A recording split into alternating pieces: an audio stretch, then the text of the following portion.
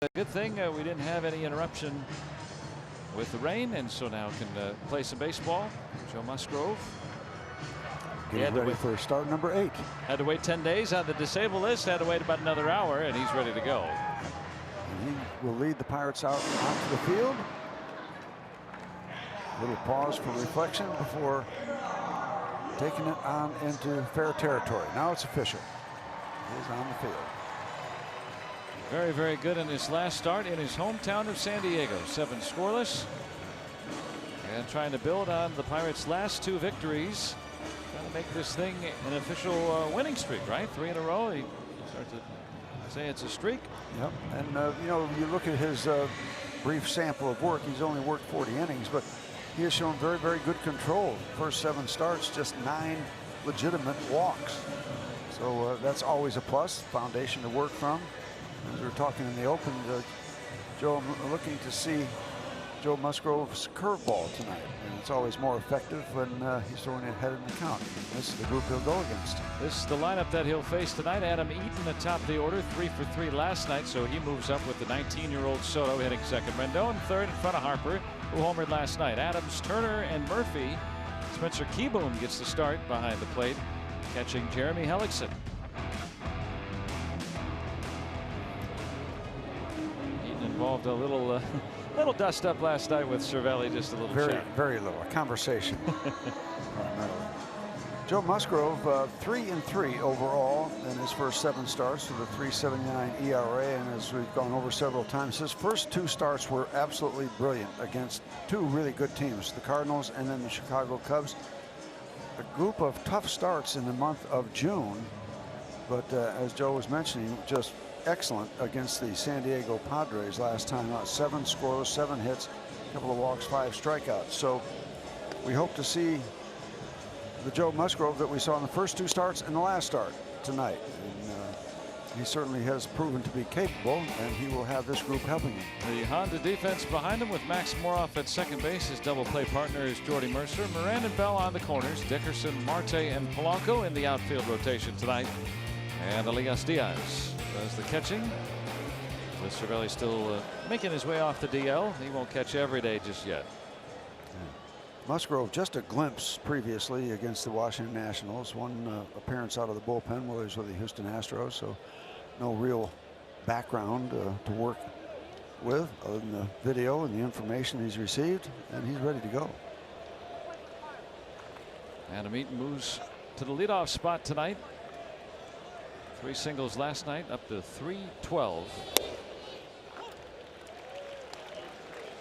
That's a good start for Musgrove. And we're thinking maybe we're catching the Nationals at the right time, because last night they got 3 runs, but 2 of them came on 2 pitches, 2 solo home runs. Other than that, Nova really contained them pretty well. Yeah, this has been a team, as we detailed in the open, that has had trouble with their starting pitching. They have had to use their bullpen quite a bit, more than any other team in the league this month. And they have lost about twice as many as they've won since Steven Strasburg went on the DL about a month ago.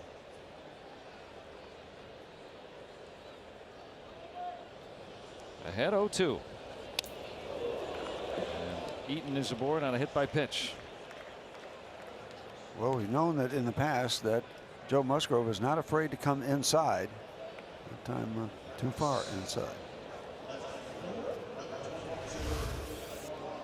Look on our Allegheny Health Network Supermo. Right into that elbow guard.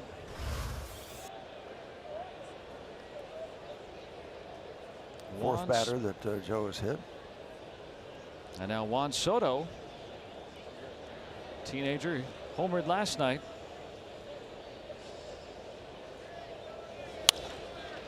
And through that hole. Just enough to pick up a base hit, and now 2 on and nobody out. That's a frustrating sequence for Musgrove. Yep, just a little chop to the open area of the infield. You see the place right on the pitch right on the outside corner, but you can see the shortstop up towards second base. That'll cut off those base hits that are trying to get through the middle, but it won't cut that direction off. And so a head 0-2 on Eaton hits him, and then the Soto single.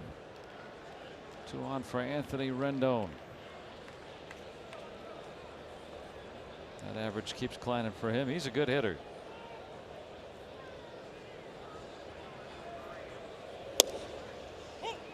It's a little surprising that the Nationals have not been higher up in the standings, even with the kind of performance that they've gotten from their starting pitching. This lineup's been solid. Yeah, this could be an intimidating lineup. I mean, these guys have resumes. They've got substantial track records.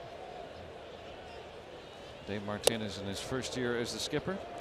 But so much of it has to probably do with injuries too. I mean, you think about, you know, Max Scherzer's been about the only starter that's been healthy. Yeah, and you talked about Strasburg, and then underachieving too. Gio Gonzalez 6-5. Roark is 3-11. So if they're not hurt, they haven't been real good.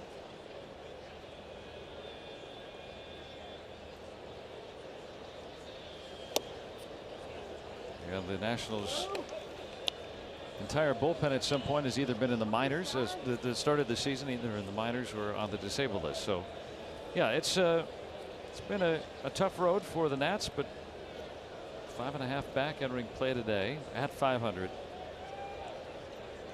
with 72 games left. Still feel like they can, when healthy, play with anybody in the league. Now 2-2.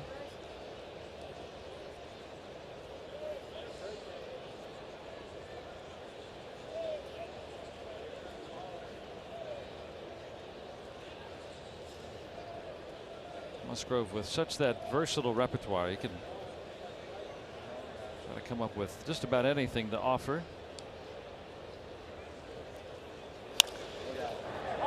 Foul ball. Interesting approach by the youngster Juan Soto, leading off first base. Looks like he's going to head out of the blocks in the track meet. Youthful enthusiasm, perhaps. 19 years old, performing very well at the major league level. Check it out. They shoot the gun. No, we got a bad start out of the blocks. Right there. Almost got himself thrown out of the ball game last night as a 19-year-old getting in the face of a veteran umpire. Well, not so much of a veteran, but still the home plate umpire. 19-year-olds don't usually get much rope. You got to get some time in before you can do some of that sort of thing. But Gabe Morales let him have a little room. Ed Hickok's working the plate tonight with Jerry Mills, the crew chief. Chris Siegel, and then Morales over at third base tonight. Big pitch coming up for Joe Musgrove in the first inning. 2 on, nobody out, and a 3-2 count. Here comes the payoff. And he went with a curveball. Didn't give in throwing a fastball. Went with a curve. It was a good one, but Rendon stayed with it. Up next, Mr. Harper. Mr. Harper goes to Washington. Talk about Soto being young. Mr. Harper, at a tender age, got to the big leagues. This will be the 8th pitch coming. Time with the heat. And thank you very much, Mr. Rendon. That would have been ball 4.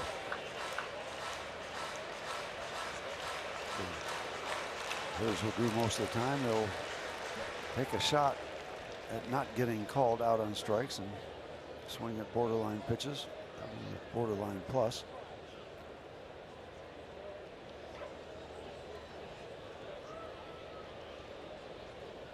Another 3-2.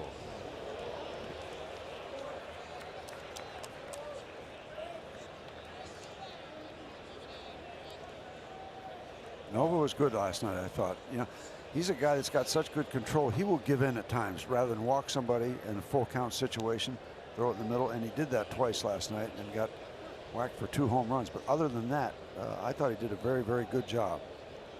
But why not, right? I mean, you got a big lead. I mean, he's pitching with a big lead last night. Instead of walking guys, maybe make a big inning.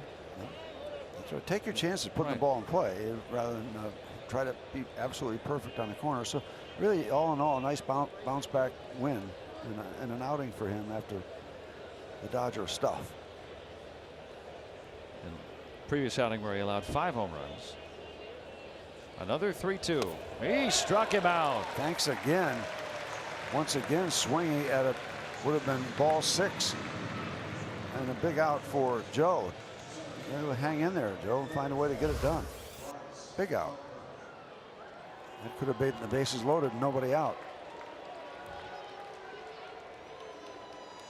And on the 10th pitch, there was a strikeout. And now it gets tougher with Bryce Harper up there. Musgrove has given up 3 home runs. Harper has 22.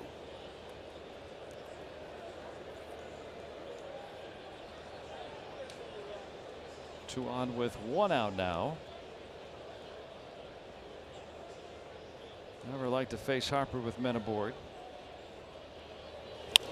Batted the first couple of times last night with a man aboard, but when he homered, the bases were clear.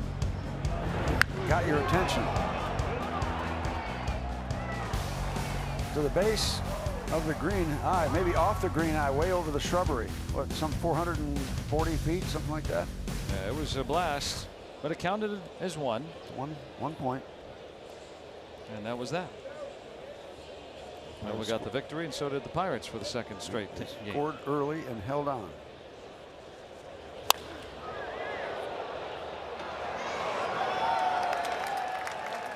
So out in front as Joe started him off with a fastball they didn't catch up with, and slowed it up with a breaking ball off-speed pitch and had him out in front. So he is out in front 0-2. Showing him a couple of different pitches.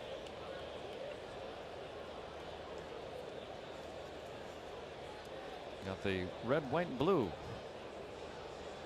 That goes with the uniform anyway, right? Yep. 92 strikeouts for Bryce Harper. There's been a lot of him going for all or nothing this year, as you can see by his batting average. Nothing. How about that? Maybe 3 different pitches, fastball, curve, and then a changeup. Puts him away. This is a nice little comeback so far here in the top of the first. What a nice pitch this is. 0-2. Keep it out of the strike zone or at the bottom of the strike zone. Even appears to be lower by the time that Diaz catches the ball. That's 3 nice deliveries. Struck out Rendon, a right-handed batter on the change, and then comes back and gets Harper on it. They're still stuck there with 2 outs. Musgrove trying to keep it that way. Matt Adams, longtime Cardinal.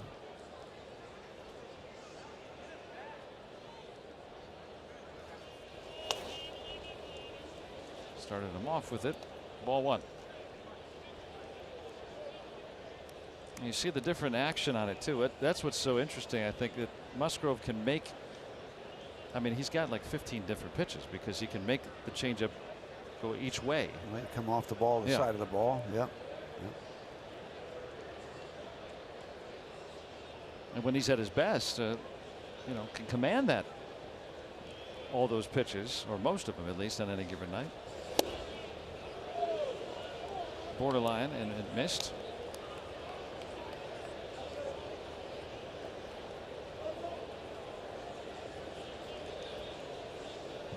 He was ahead 0-2 on Eaton and then clipped him in the elbow guard. Soto rolled a single through a vacated hole on the left side.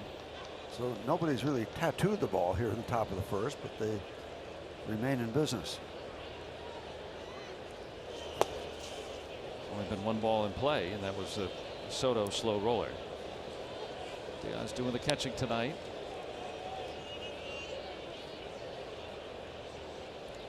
Working hard to put up a 0 here in the top of the first. Turner would be next.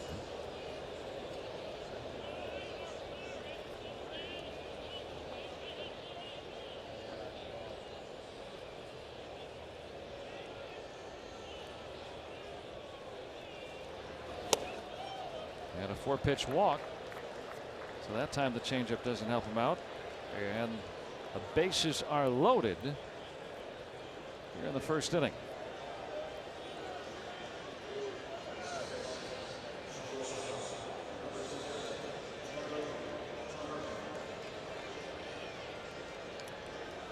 Tough customer in Turner coming up. Yep. Hard work on a hot, muggy night. There's a little breeze moving around, but it's warm out there. And he's got an extended pitch count for 1 inning. But it'll all be okay if he can leave those Nationals where they are.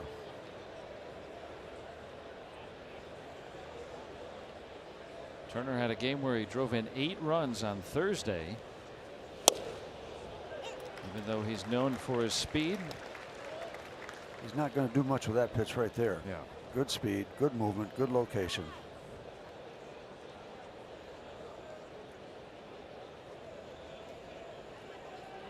Eaton the lead runner at third.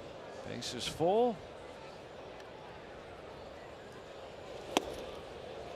Now ball and a strike.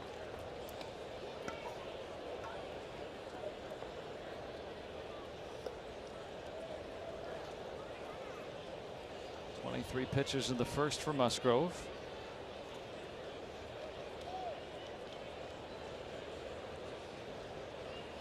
Well, you know one thing, you got loose here in the first. And now ahead 1-2. Challenging him there. This game beginning 50 minutes late, but Musgrove did not begin his normal throwing preparations until before this scheduled start time. So did not start and stop. First game back from that right index finger infection. So keep an eye on how he throws his slider tonight. So far it's been sharp.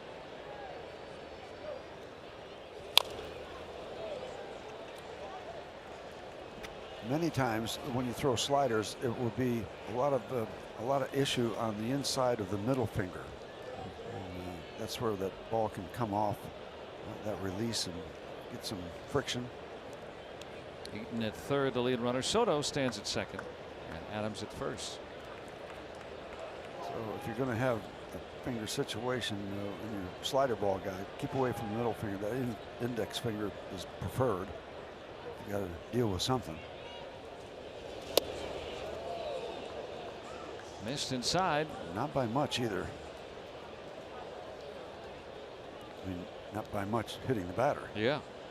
Francisco looking on.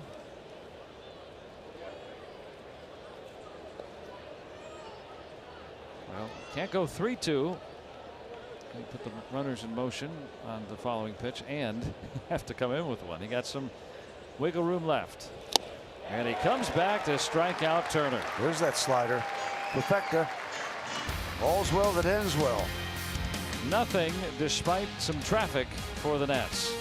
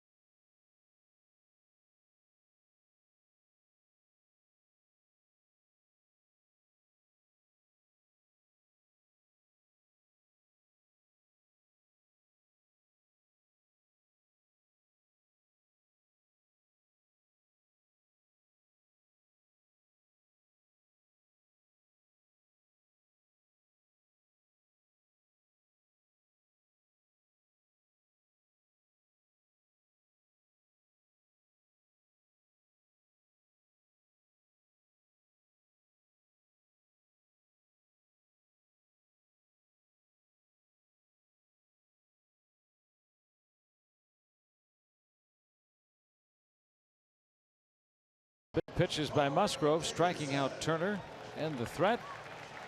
And now the Pirates have their chance with Corey Dickerson back in the leadoff spot tonight. The RAV4 lineup for the Buccos. Starling Marte hitting second. Polanco, home run, 4 RBIs last night. Colin Moran cleans up with Elias Diaz sliding into the 5th spot. Bell and Mercer 6 and 7. Moroff gets to start at second. He'll bat in front of Joe Musgrove. They'll work against this 8-year Major League veteran, Jeremy Hellickson. Way back in the day was American League Rookie of the Year with the Tampa Bay Rays. 13-game winners rookie year. Not a hard thrower. Last 2 starts, very, very difficult for him. Got knocked around, but we understand his last start, he went out there for his manager when he was really, really sick and took some innings, took some runs, and gave him a very professional outing and got pounded around. But you'll see a lot of off-speed stuff, change-ups, curveballs. You'll see the fastball being used, maybe a setup pitch. He is 2-1. 11 previous starts, not many decisions. A lot of 5-inning stuff in starts.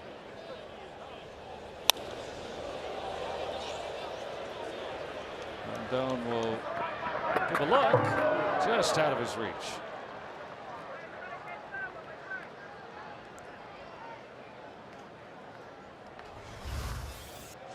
He gave a look once, gave another look, see where he was, and almost got a little leather on it, looked like.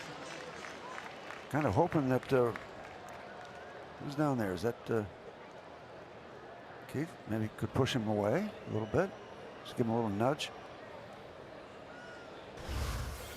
Visiting maybe ballpark. He did. Yeah.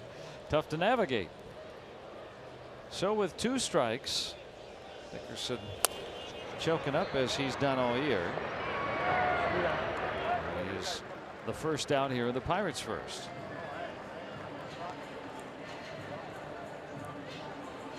Hellickson will try to get you to put the ball in play. The defense for the Nationals. Juan Soto out in left with Bryce Harper in center again tonight. Adam Eaton is out in right. Rendon, Turner, Murphy, and Adams around the horn.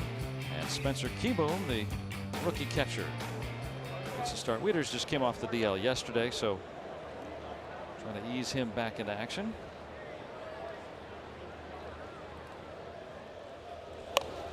Marte.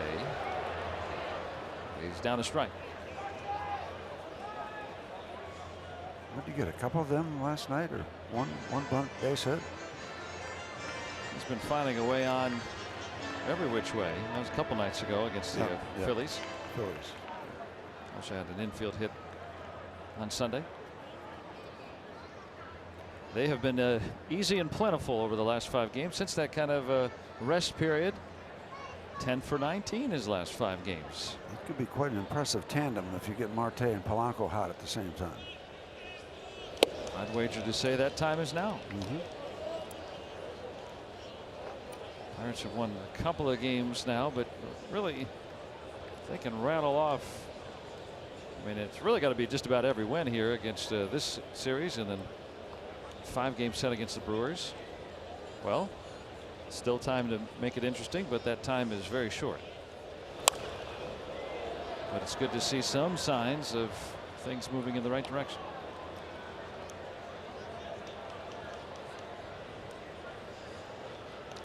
Pirate batter's going to have to be patient against Jeremy Hellickson. 31-year-old, Des Moines, Iowa. Add and subtract. Yep, he'll give you a little bit of this, a little bit of that, a little bit of that. He's won 70 Major League games after that Rookie of the Year performance. He's out of Des Moines, Iowa. Tampa pitching coach Derek Lilliquist with Martinez. Cardinals and Nationals essentially traded pitching coaches in the offseason.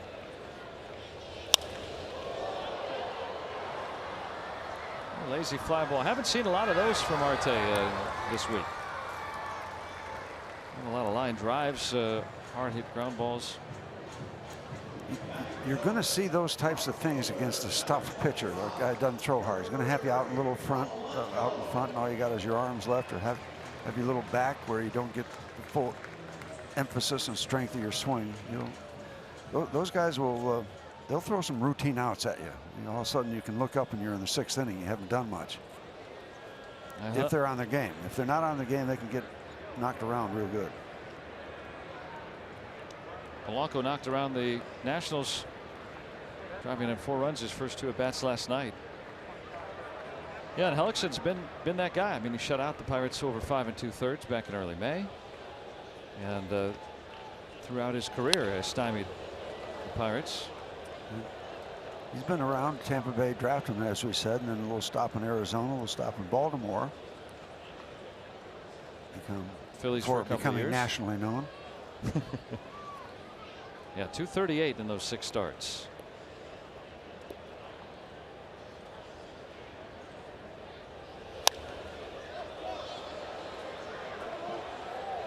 Anyone got a beat on it? Well, Keyboom, the catcher, never went for it. He was the closest to it. Hellickson even took a shot at it. I think everybody was assuming that Keyboom would be on that, and he never left. Yeah, didn't see it right off the bat. And too late, too busy over there. I mean, usually you see a catcher, if there's anything that's remotely close, they still take the mask off, get up and look. So that was surprising to see him not even leave his crouch. Wieters getting the day off, just returned yesterday. Not a bad guy to hang around. The Wieters has been around. That's Yeah, a pretty veteran group. Wieters and Scherzer. I think he went. Yep. And Hellickson retires the side in order in the Pirates first. So through a frame tonight, no score.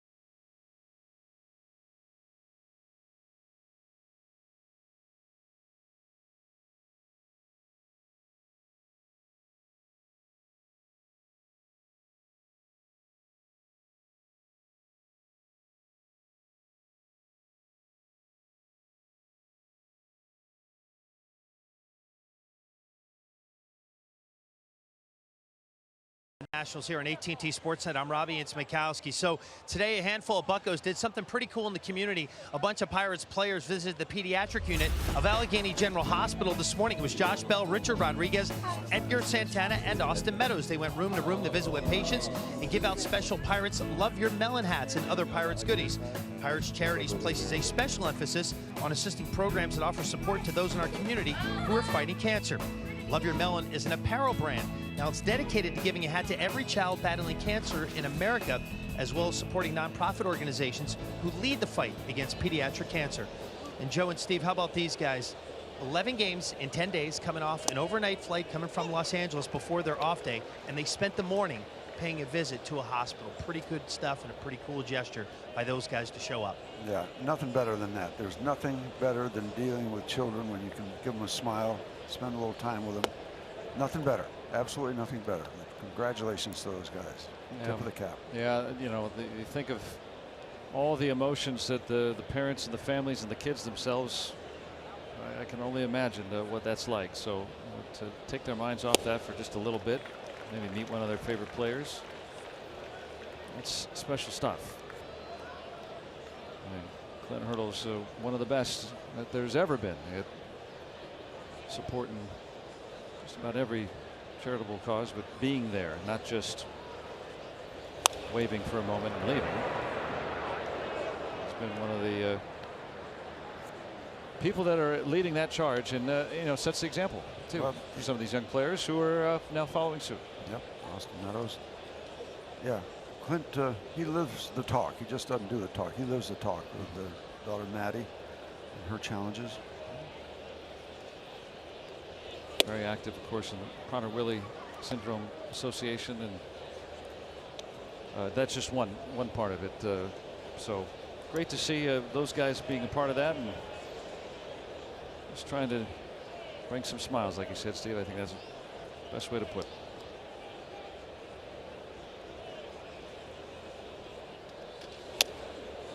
Murphy stays alive.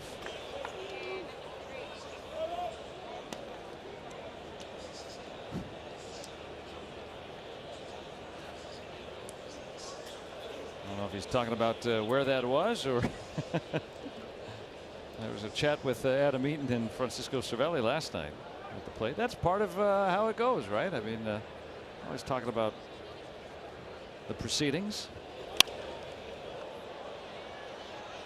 Murphy, one of the best batsmiths around in recent times, but still struggling coming off that right knee surgery. It's been about a month, kind of acting as his spring training. Maybe it's about over right after this series.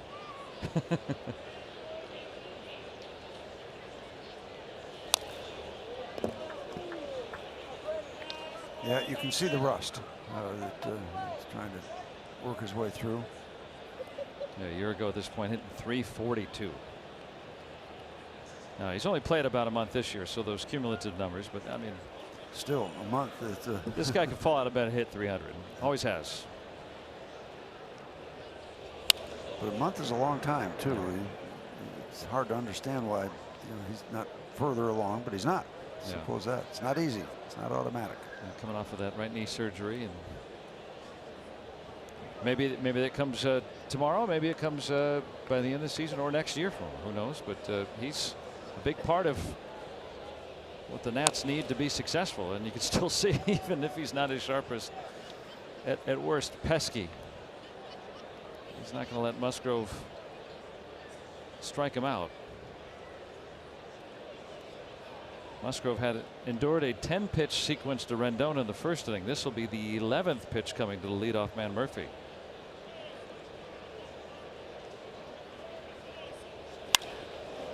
Finds something he can hit, and he does. To the deepest part of the ballpark. Murphy satisfied with a double with that right knee. He's plenty strong. He just kind of flicked that ball out on the warning track in the deepest part, as you say, of the ballpark. Warning track. Yeah, I mean, that's not a real power swing other than natural power without really laboring at it. Two-strike approach, right? Yeah, and a lot of distance. Hit it where it was pitched. Yeah, and he got the good part of the bat on it too. That sounds simple, but you get it just perfect, you can get a lot of jump off the bat. You don't get it quite perfect, you don't get nearly that much carry. So Spencer Keyboom. What a name. What if he hits it over the fence? They right in Washington, kaboom. They got yeah. it.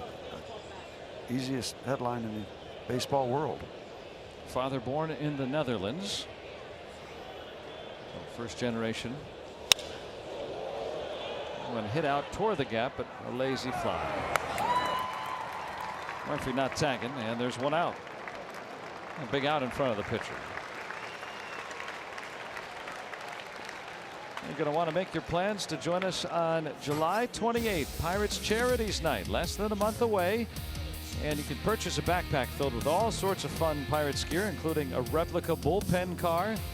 And also, it helps thousands of children and adults with disabilities play baseball through Miracle League. Great organization You'll help 10 of these programs, including the second oldest in the country in Morgantown, West Virginia, which has more than 100 participants every year. So tune in July 28th here on AT&T Sportsnet. And believe us, it helps a worthy cause. If you've not already been a part of Miracle League and seen what they do, and you get fun stuff. Remember, yeah, how about this over? Remember the bullpen carts that had the they're trying to bring them back. yeah, well, Yeah. I don't know. We had one. This looks like 71 when Yeah. we saw bring Bob Johnson in from the bullpen in Baltimore. Yeah, that's neat.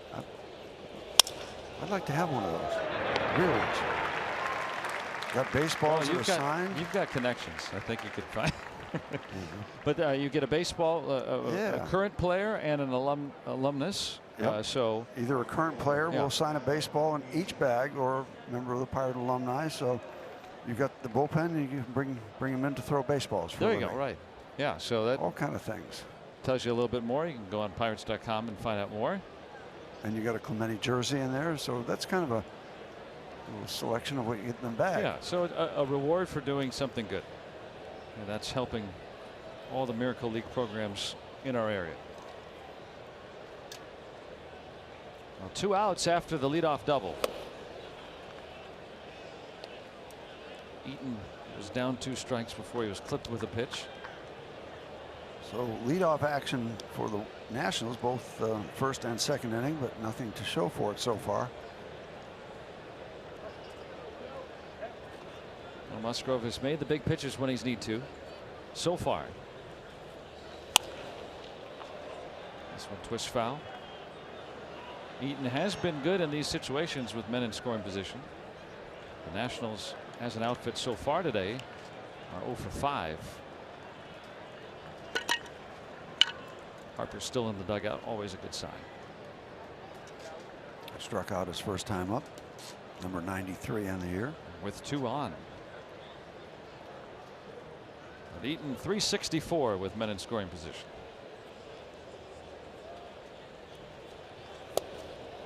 It's just hard to look at Bryce Harper and see a 218, 219 batting average. I mean, it just doesn't seem right. Well, the rest of the numbers seem very, very normal. The batting average does not. Yeah, still slugging close to 500, which for him is down. For most hitters, they'd be envious.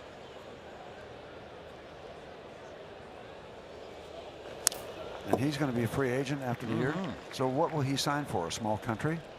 Yes, I believe. Watch out, Burkina Faso. It might be what it takes to land Harper. But hey, look, I mean,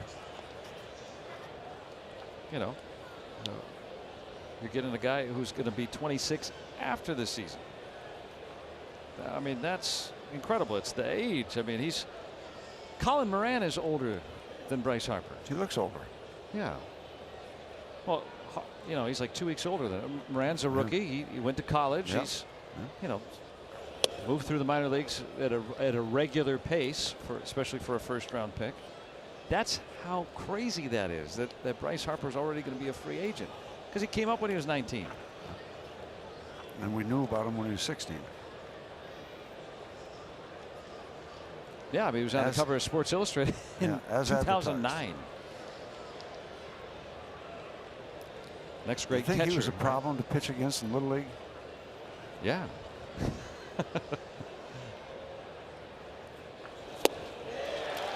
Well, how about Joe Musgrove? He's had some difficulty and has worked his way out of it, stranding that leadoff double.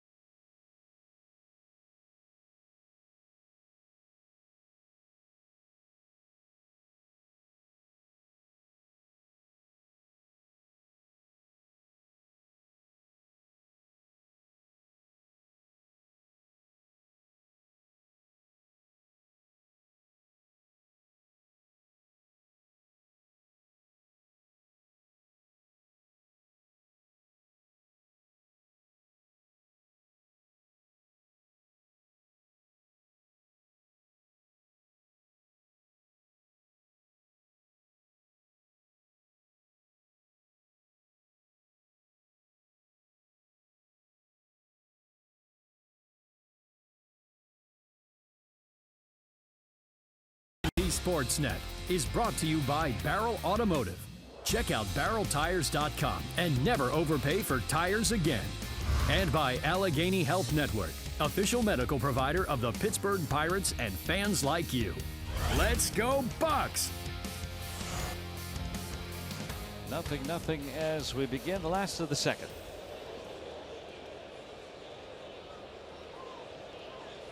Colin Moran will start it off. 4, 5, and 6 due up against Hellickson. He delivers the first one right to the catcher's mitt on a direct line. 258 for the Pirates rookie.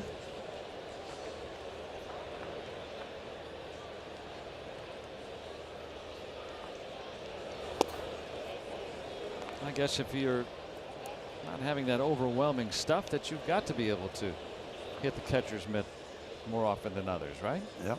He's made 11 starts. He has walked 9 batters. Wow. He hits the mid a lot.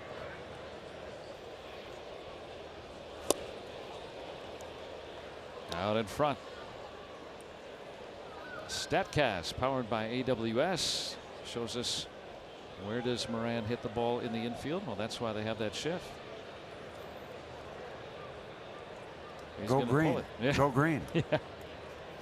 Go white. I'm sorry, that's Michigan State thing. Instinct. Well, they play the percentages. 4 up and 4 down against Hellickson. Elias Diaz coming up. He's in there today, and one of the things we talk about with Corey Dickerson quite a bit is his ability to hit with 2 strikes. Elias Diaz is our look at our Barrel Automotive League leaders. He's also been up there, National League leaders, batting average with 2 strikes. So he's been able to fend off some bad counts and still be productive. Pretty good list too. Yes, it is. Probably 3 other All-Stars if Aguilar gets in for the Brewers. 91 miles an hour. That's probably the top of the range for Jeremy Hellickson. 289 for Diaz. Career high 7 homers. Career professional high.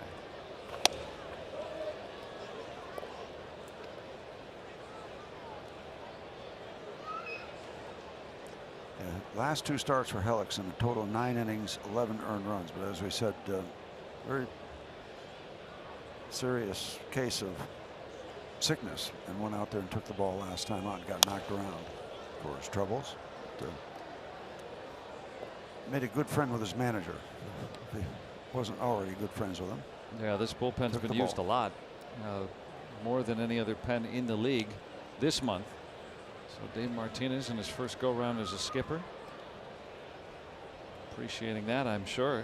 I think he had, wasn't he a bench coach when Hellickson was at Tampa Bay? I think part of that yeah, that sounds right, relationship. under Joe Madden. Sure. Yeah. That makes a lot of sense. And Hellickson coming back from a right hamstring injury himself. Sean Doolittle, you see in the picture on the right there, he just hit the DL today. Toe inflammation. So Kelvin Herrera will fill in as closer, acquired last month.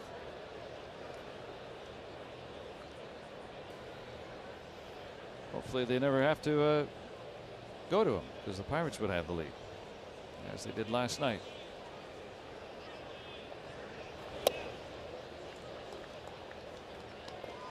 Even up on Diaz.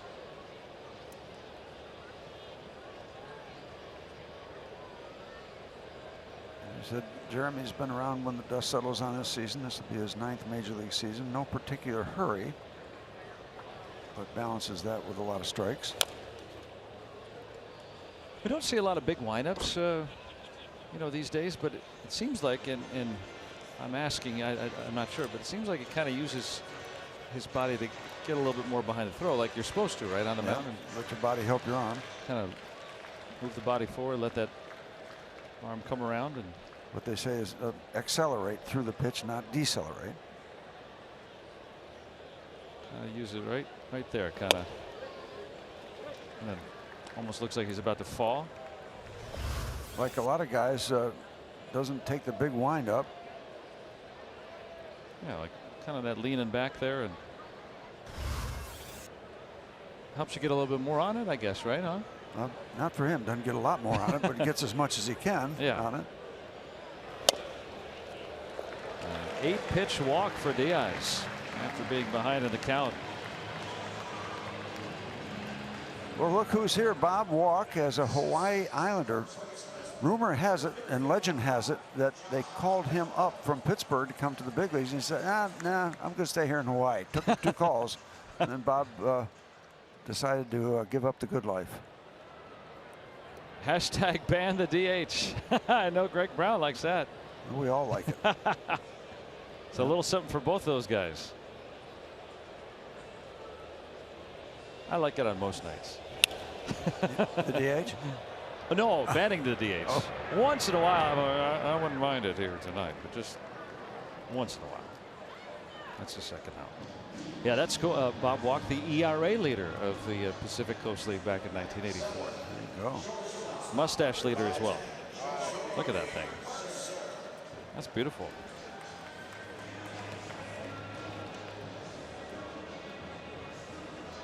Well done shirt, sir.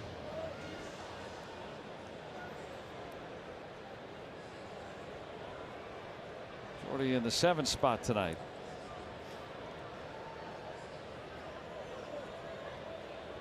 Pirates batters trying to work on their timing against Jeremy Pellickson.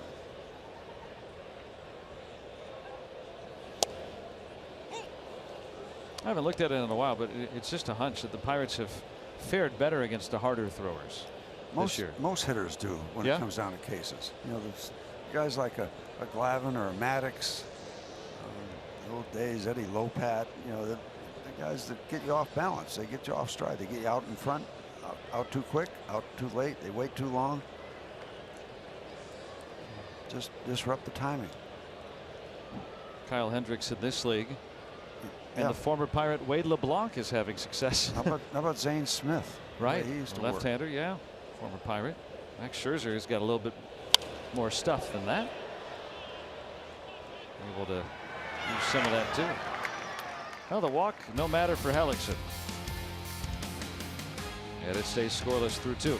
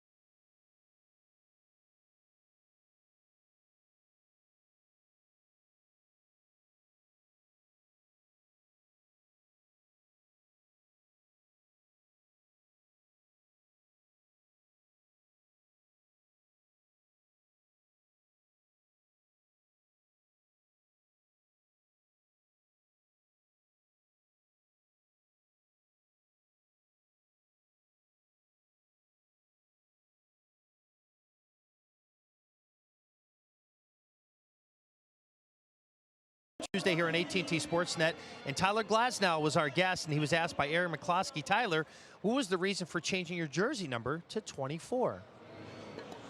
51 was just, it's not like an athletic number to me, and I like 24, especially growing up Kobe Bryant and stuff like that, and it just felt like a more of an athletic number. Maybe not a pitcher's number, but I wanted a 20s number. And another reason he changed, he's a big Kobe Bryant fan. Not necessarily a Lakers fan, but growing up in Southern California, big Kobe Bryant fan. Kobe wore number 24, one of the 2 numbers he wore in his career. That was it. But also, guys, Tyler Glasnow is almost working single-handedly to maybe do away with a little bit of the stereotype that pitchers aren't as good athletes as everyone else. If you go on the Twitter sphere and do a search, there's video of Tyler Glasnow actually dunking a basketball that was out there during spring training. Pretty impressive stuff by him, but now is the backstory as to why he switched from 51 last year to 24 this year. Yeah, 8 was taken, so he chose Kobe's other number. And he's young and he's tall. I would expect him to be able to dunk. Yeah, 6'8". Yeah. Very athletic. Saw him clamber out of the bullpen last night. Sprinting.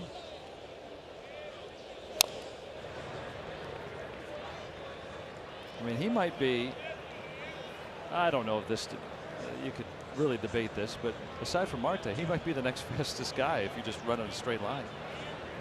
I don't know. He's got those big long strides. It always depends on who's chasing you. That's true. No one's going to top that guy, though. Not on the Pirates. Very few in baseball. Talk about it. Athletic. Nice play by Musgrove.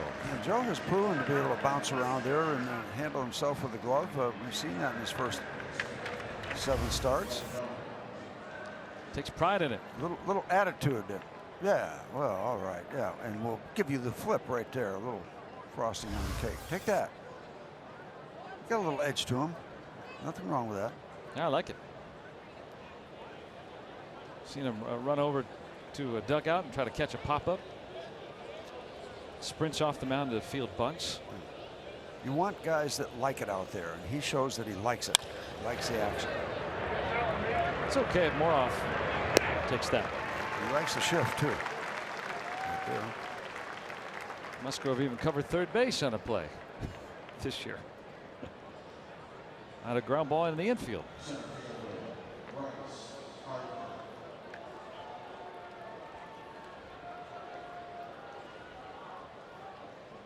He loves being with a National League team. He not only just batting, but just being a baseball player again.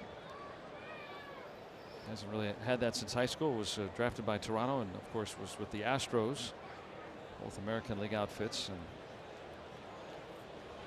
even in the minor leagues you don't get to a bat. Little culture difference. San Diego or California guy getting drafted by Toronto. Okay, got to go halfway across the world to see what that's all about. Never made it to the major leagues with the Jays. Or would have, and yeah, that would have been different. Cosmopolitan city, though. Just different money.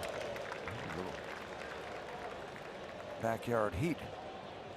How about this? Yeah. All right, Bryce Harper. And that's right there in the hitting zone, too. And Bryce just swings on through it.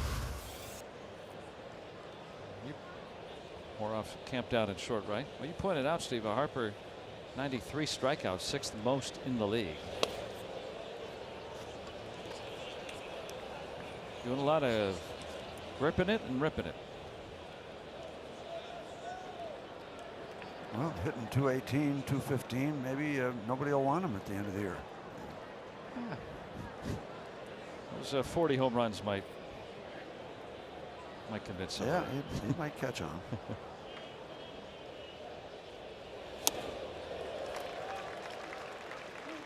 He's not going to do much with that kind of pitch right there.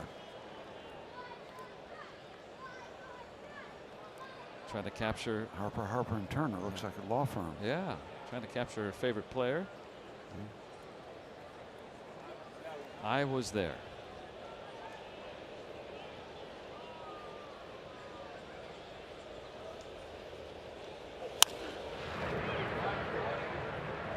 '97 from Musgrove. Well, you know, there are certain personalities that just get revved up when you're facing some of the best. You know, just maybe a little more adrenaline going on. Maybe if you contain that, you can add a little speed.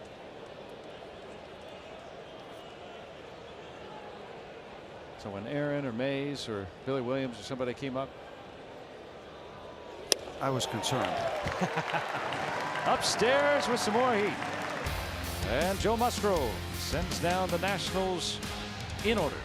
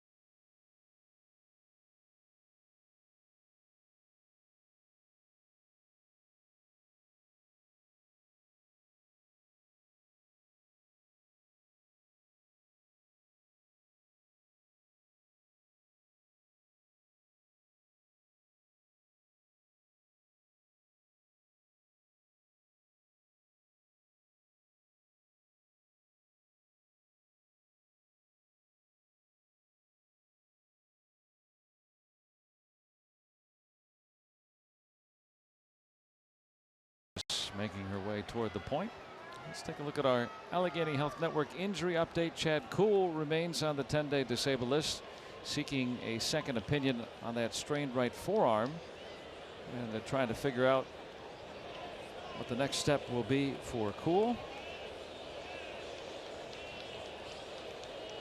See when they can get him back, as the Pirates getting back Musgrove tonight to their rotation. Got a doubleheader coming up on Saturday that got to figure out how they're going to plug that in. I would guess Clay Holmes for that. All hands on deck. Yeah. Doubleheader. And then having Nick Kingham slide in right now for Kuhl in the rotation. That's what was so unusual last year with the Pirates, is that there weren't, I mean, you know, Tyone's very scary cancer situation, but there weren't injuries to the starting rotation last year. So that almost never happens. It's going to happen over the course of a season. Yeah, you pray for health all over the place, but especially in the rotation. You want to keep a rotation intact for as long as it can change, but you get a 5 you can depend on for maybe 4 or 5 weeks, 6 weeks. Maybe it's comprised of 5 other guys in a different section. Keep those various rotations intact for as long as you can. Nationals will tell you the same thing.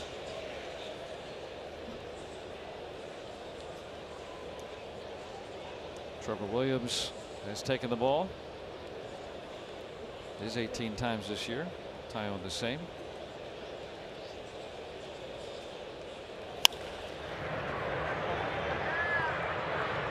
Murphy ambling to get the out.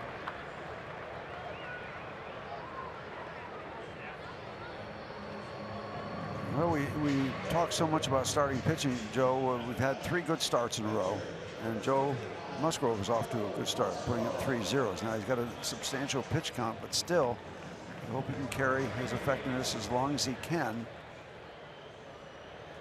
And you want to put little stretches of that kind of thing together to let your bullpen cool off a little bit. We'll see how far Joe can take it. Yeah, the Pirates had been in a rough way of it with their pen. That's kind of normalized now. Alex McRae sent back to AAA when Musgrove activated today. He was here in case. Needed a long man, but Pirates didn't. Felipe Vasquez not available tonight per Clint Hurdle. 3 straight games he's pitched. And I would imagine they'd probably stay away from Santana too. He's pitched in 3 in a row. Mr. Crick has been very effective recently. And Hurdle pointed to him as he would get the ball in a save opportunity tonight.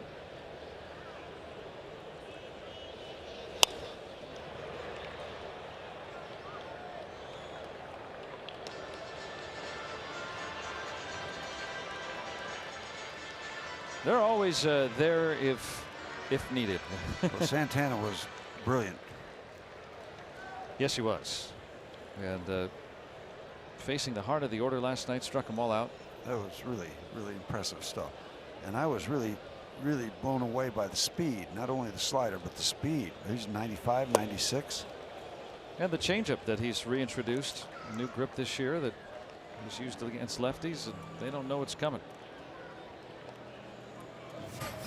Hey, don't forget about a Free Shirt Friday this Friday when the Pirates host the Brewers at 7:05 as part of a Heritage Celebration. Pittsburgh's Crawford's team from the old Negro Leagues. There'll be a t-shirt giveaway to the first 20,000 fans, courtesy of AAA. The Pirates celebrate diversity and inclusion because baseball is better together. Pirates.com/Free Shirt Friday gets you the tickets. 5-game set with the Brewers beginning Thursday.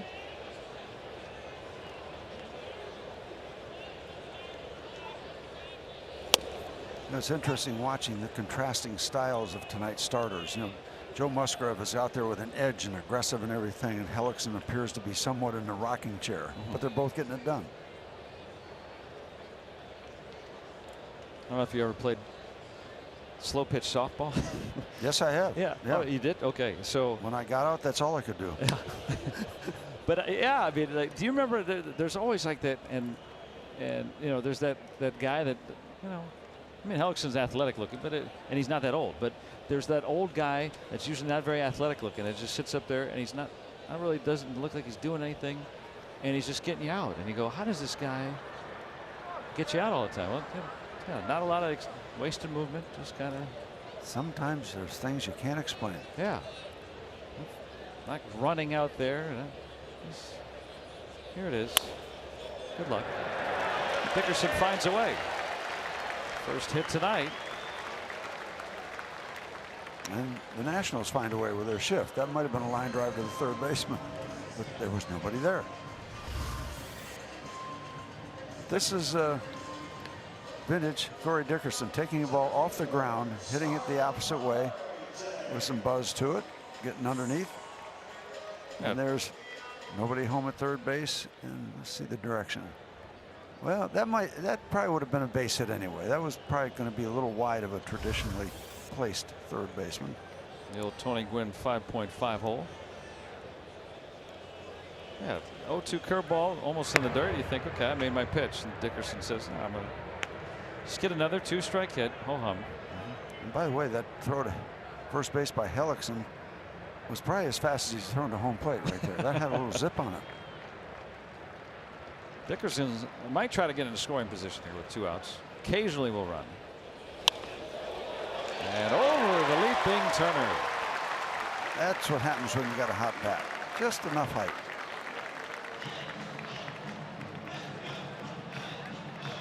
And so Marte is aboard. Hit it over the 6'2" shortstop. This is down and in, and he's just able to get the hands in. Take a look at those 2 base hits. That one over the head of Turner, but the ball that Dickerson hit off the ground, pushed it the opposite way. The ball that Marte hit in on the hands, down and in, and got the arms out, let the hands stay back, and pushed it over the shortstop. And those are 2 really good at bats. Good hitting. Gorgeous night shaping up. Lavender and pink. Always a nice combination.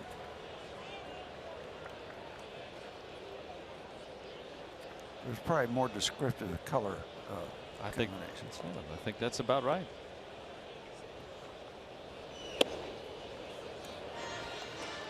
Look at Nancy's crayons. That's what I would say right there. Yeah, so you're talking about, you know, Dickerson's hit, Marte's hit, Polanco the way that he's been hitting. It looks like, you know, the Pirates, who had a pretty, to use a Clint Hurdle word, steadfast lineup for a lot, you know, in big chunks of this season. He's trying to mix it up lately, and it looks like you know, the 3 guys that are hitting the best right now are all at the top of the order. The top of the order did it last night. Trying to bunch them together and put up some crooked numbers. You know, the top of the order has done it, but then we were showing some stats in the pregame show tonight where the guys 5 and 8 have held their own too. So the statistical stuff, and that was a surprise to me that they threw up some numbers that those guys have been doing okay. Yeah, that's the early part of the season with Cervelli and Dickerson batting 5 and 6. They put up such big numbers earlier this year, accounting for most of that probably.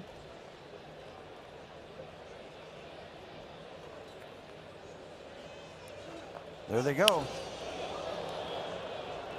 Thinking Hellickson might have been locked in with his concentration of Polanco. Everybody took off.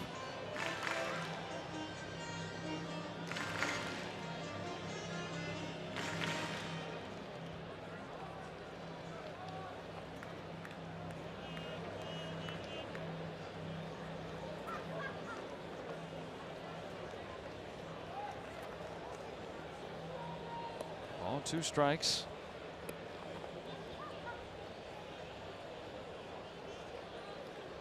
Now Jeremy's going to pay attention.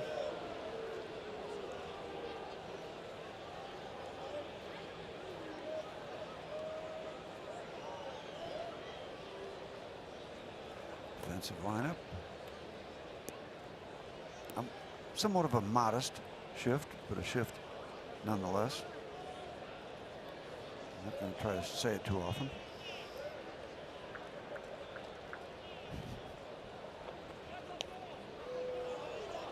And Hellickson called for a block. That moves up the runners with 2 outs. And I guess you're not allowed to argue a balk anymore. Is that a rule? Yes. That's amazing. Why can't you argue that you didn't? Well, you can. They can. Oh, that.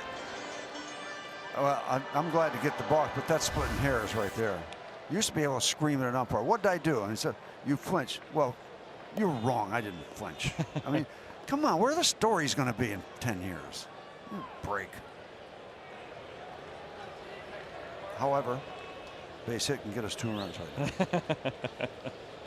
Good to see you come around. Hopefully they will too.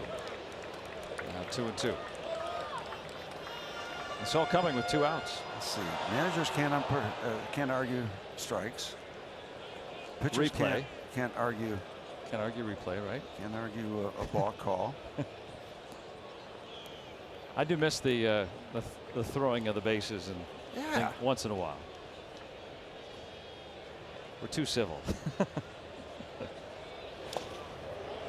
Let's say here, is it Keyboom? Keyboom. Keyboom. Keyboom. Keyboom. Keyboom.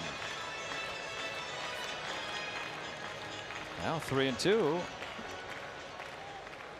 After back-to-back base hits and the balk. Colin Moran licking his chops. Maybe a 3rd grand slam this season if Polanco gets aboard.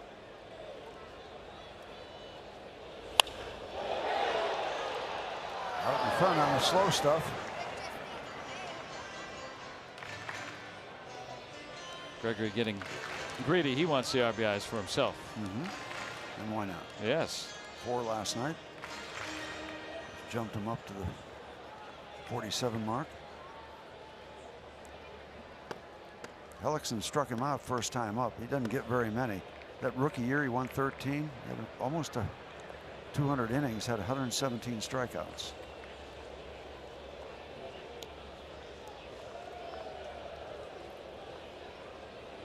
When you think about you're talking about Harper, his low batting average, but good power. He and Polanco about the same slugging percentage this year. Put that in perspective. Good pitch by Hellickson. That ends the inning.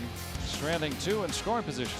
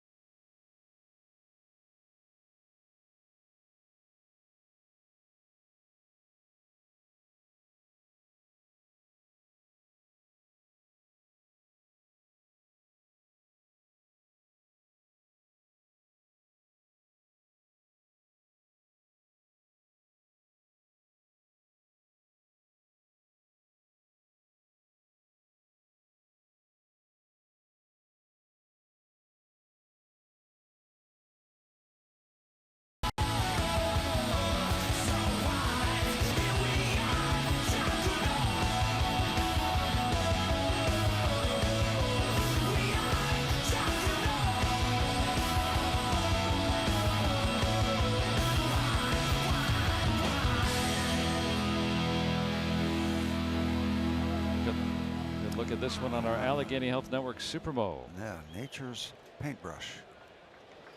Pretty. And so is that young lady. Having fun at the ballpark. Getting underway a tad late tonight. That's all right. Summertime, no school tomorrow. That's right. Gonna sneak that bedtime a little later. Enjoy a night out. It is perfect tonight. Joe Musgrove moving along nice. Just one base runner since that lengthy top of the first. So that certainly helps the pitch count. 1, 2, 3, top of the third.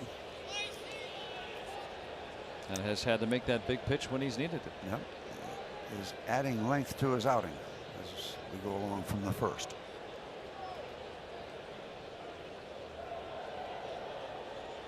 Adams walked on 4 pitches last time. Tonight the Nationals with men in scoring position 0 for 6. Musgrove has struck him out 4 times, including Bryce Harper. And another strikeout. Throw it into the pile for Musgrove. Number 6. You know what happened with the delay, Joe, as we look at the strikeout of Matt Adams. Little movement down and away, nicely placed. Hard pitch to take. See that ball finishing a little bit of movement. Anyway, we want to get these guys out and get a point because the delay was one thing, but there's weather around us. Keep it going, Joe. We'll get you a point and see what happens.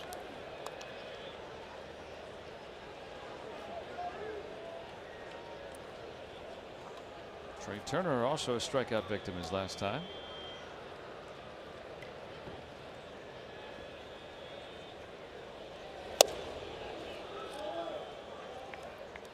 It is pup night. Oh yeah. Is that a young St. Bernard? Hey Bernie. What great colors. What a great face. Yep. And he's going to grow up and save the world. Gets away with that one right there, 90 miles an hour, but you don't want to live in that neighborhood with breaking balls. But out in front, 1 and 2. Joe has really settled down since the first inning. Marte. Another slider. He's got some swings and misses and some outs on the slider. Outside slider, right-hand batters, effective. You know, I actually got turned around a little bit talking so much about Joe Musgrove's curveball, and he doesn't throw that many curveballs. I saw a couple in some video that looked like they were good downers, but more so with the slider, more effective with the slider. Put it that way. Brings you the whole kitchen sink, doesn't he? Yeah, yeah, and that's the pitch he should have got a call on right there. That had enough of the strike zone. Last time Murphy came up, 11 pitch sequence and ended in a double. Well, I got a big circle around that Turner AB in the first inning. Bases loaded, struck him out, and very, very impressively. But that was a big turnaround. Oh, you can Bases see how loaded. Oh yeah, I mean you see how that inning could have been 2-3 runs very easily. And the way it started, and then a couple strikeouts, and okay. Got on the other side of Rendon and Harper walked Matt Adams, but got Trey Turner and put up a 0. Yeah, that right now has got to be that turning point. It's also had to make Hellickson pitch in a 0-0 game too. Can't be too aggressive.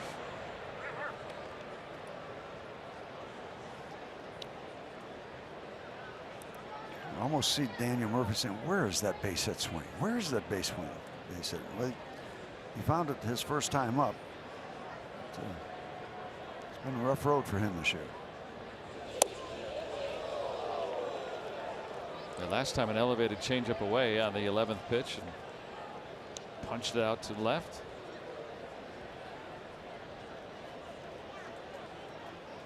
If he gets locked in again, that changes that whole dynamic of that lineup for the Nationals. He's 2 for 2 tonight.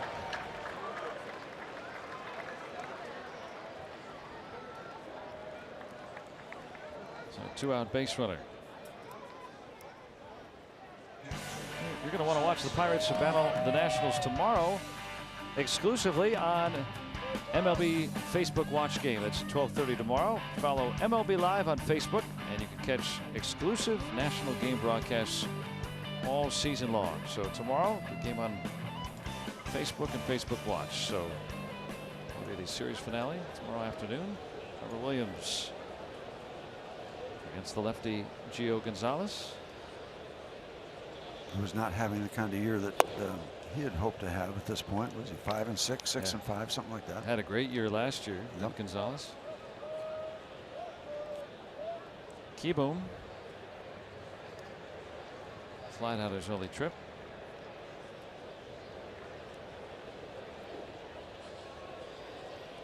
Played his college ball at Clemson.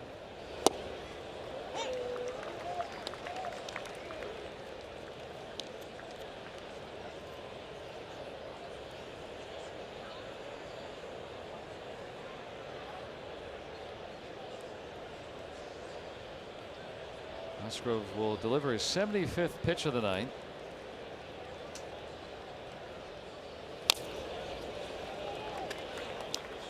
And you'll take it. I mean, even if he's not able to go very deeply tonight, if he puts up a 0, hey, that's really the name of the game, especially in this tight one. And then he puts up another one. Pirates brain trust.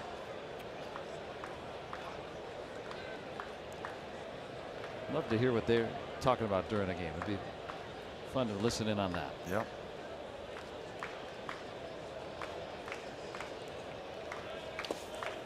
That will never happen in 100 years. Where were you on the days you weren't starting? Were you? I was probably going back and forth, clubhouse bench, never liked to sit still. Yeah. You wouldn't get involved in that? In the strategy? No, no. Didn't want any part of it. I felt the manager had his job to do and I had my job to do, and if we both went about it well, we'd be okay. Musgrove finishes off Keyboom, his 7th strikeout tonight.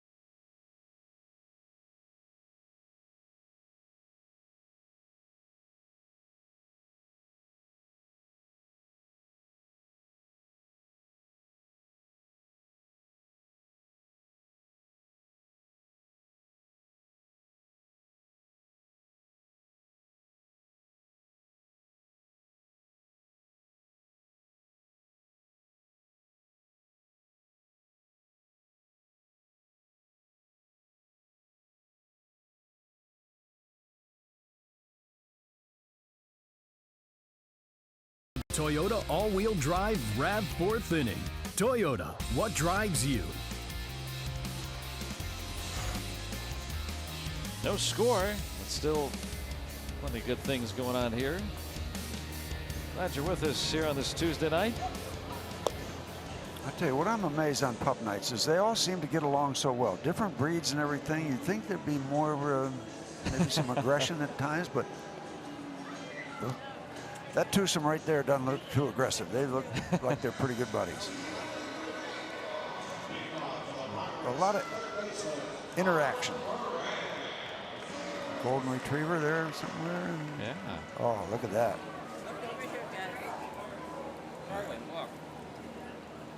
Those are some beautiful dogs right there. Not as nice as Higgins, but they're okay. Probably the most famous dog on Twitter, I think. Well, Higgins is part of the Pirate family. Simple as that. Big part. Miss Higgins kind of oversees the whole organization. Our director Pete Tillman, wife Susie, their special one. Yeah, it's great. I like pup night. I'm glad we do it. It's fun. Gotta get ours out one of these nights.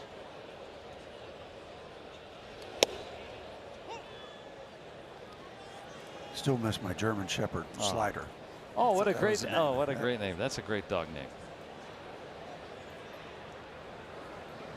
Say go Bucks, Harley. Go Bucks. Go Bucks.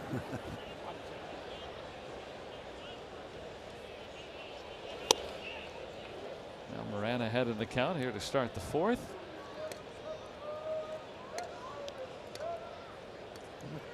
Colin had a dog when he's growing up in Rye, New York. Plenty of room to roam up there. Yeah. Outside the city.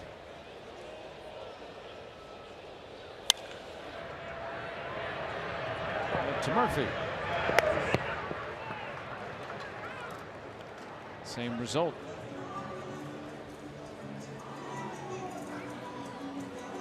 Pirates have gotten a couple of hits against Jeremy Hellickson. Back-to-back two-out singles in the third. Otherwise a walk. That was to Diaz. And an 8-pitch at bat back in the second. Those are the lone base runners.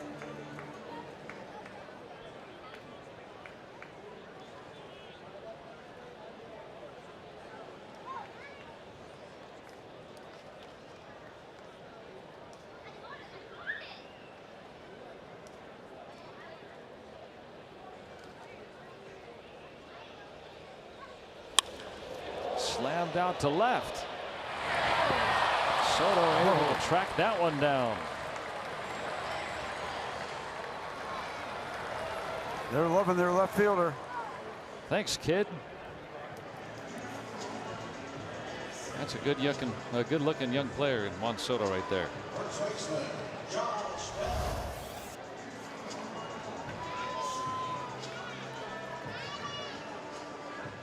That is full extension. That young man is gifted. He's a gifted baseball player.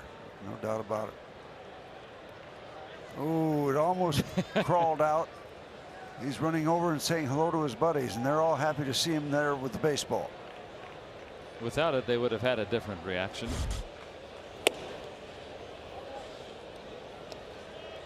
Diaz turned aside, and now Bell popped out his only time.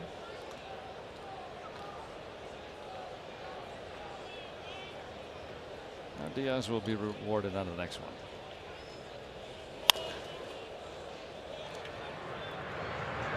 Adams to Hellickson, and the Pirates gone quickly in the fourth.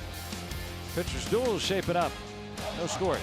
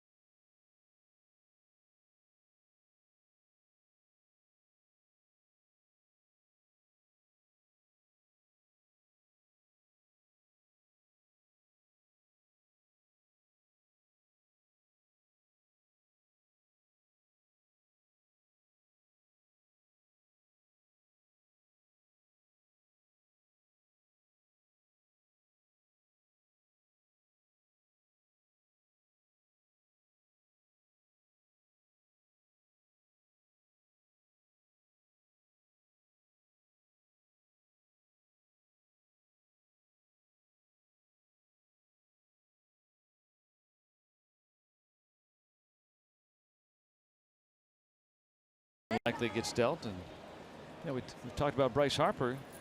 Manny Machado might get a richer deal the way that he's hit this season. He's just turned 26. He can play shortstop or third, and he's hitting well over 300.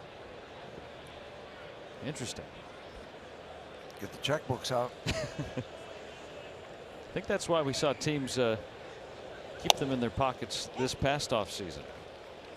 Perhaps. All the big spenders trying to stay under the luxury tax threshold.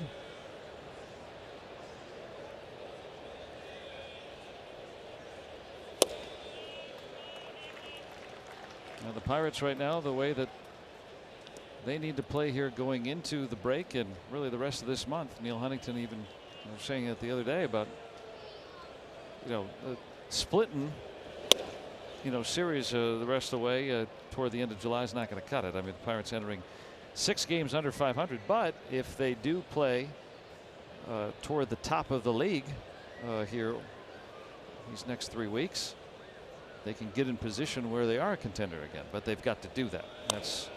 And they haven't been doing that over the last 7 weeks. A very good start. A not very good last 7 weeks. And now, okay, what are the next 3 bring? That's really going to make or break where, what direction the Pirates go in 2018. Number 8. You know where Musgrove's heading tonight. And you look at the scorecard as it looks now in the 5th inning. He's got 1 out, trucking right along, but he is scheduled to bat 3rd in the bottom of the 5th inning. So the pitch count right now at 82. Well, stay tuned. We'll see how it plays out. The Nationals have fouled off 27 pitches, so about 1/3 of what he's offered tonight. That's really run up that pitch count. One of them hit Adam Eaton back in the 1st.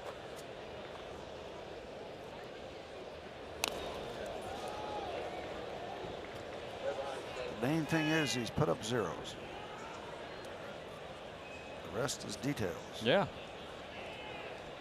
Pertinent details in this day and age, but details nonetheless. Secondary to the zeros. Getting ahead of hitters tonight, as he does. I mean, he's pretty good at that. All these goofy numbers I give all the time. All that matters is runs. That's it. Did you outscore them? Yes. Okay, then you won. Everything else is secondary, as you said.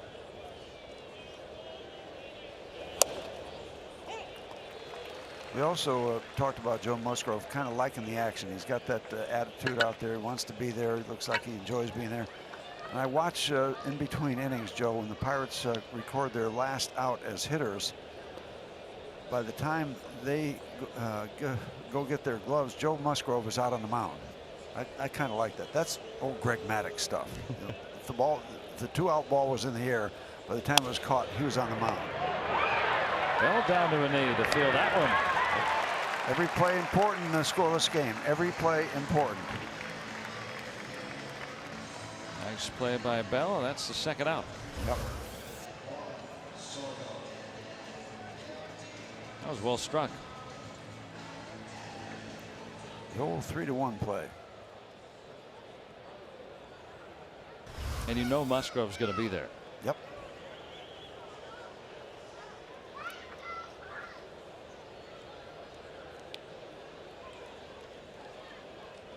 Juan Soto. Base hit the opposite way his first time.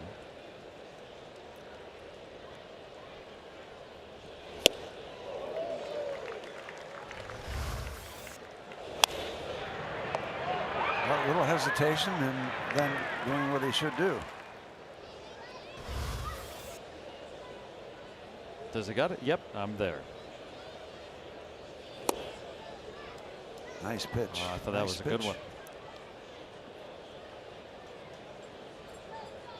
Looking at it live, I thought it was a, as you say, perfecta. Still does look like a perfecta.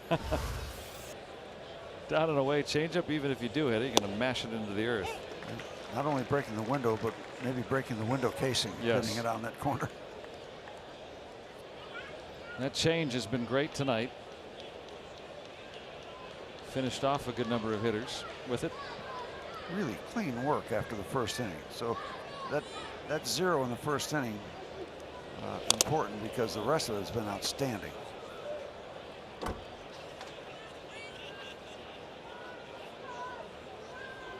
This would be pitch number 90. And yeah, looking more and more like, with Joe scheduled to hit third in the bottom of the 5th, this would be his last batter.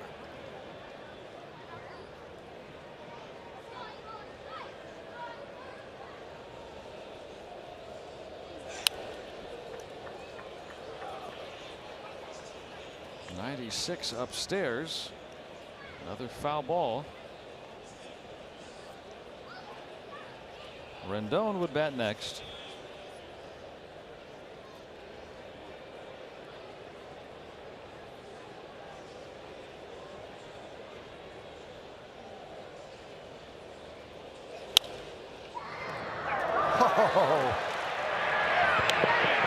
And Soto able to beat it out. Wow, what a reaction play by Colin Moran over there. If he can get to it, he'll usually track it down, and then you know he's going to throw a strike onto first. What a nice snag here. Ball is blistered on the backhand side.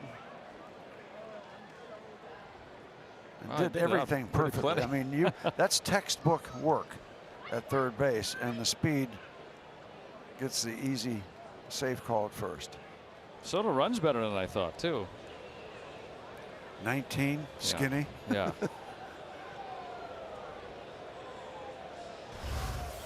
I mean, I thought there was going to be, bang bang play over there, and he beat it by almost a whole step. Moran got it there as fast as he could.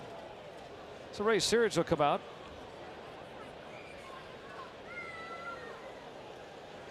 A little bit of a delay here to try to get the activity going in the Pirates' pen.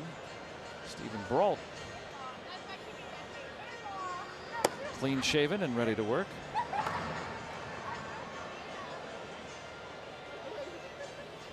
Ah, yes, team picture. You can win with that team. Look at the starter over on the third from the left. That's your stud starter moving around right there.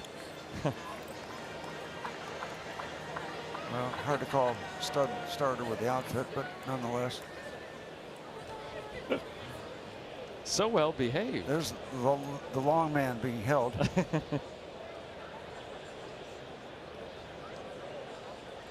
All right, here we are looking down the heart of the Nationals batting order. Scoreless game, 2 outs. Musgrove against Anthony Rendon.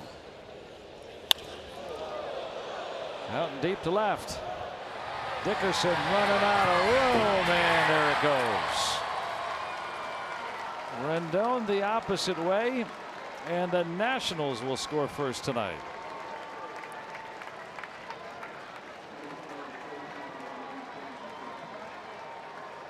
His 13th home run,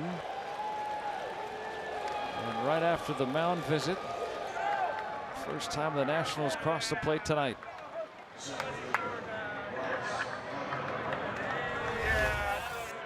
Not much help from the wind, but the ball is kind of left right there in the middle of the plate, and the breaking ball gets hit over the fence. Looked like it might be contained. Dickerson over. Up 3 rows back, 2 rows back. So right after that infield hit that extends the inning, Rendon with the home run. And now Bryce Harper.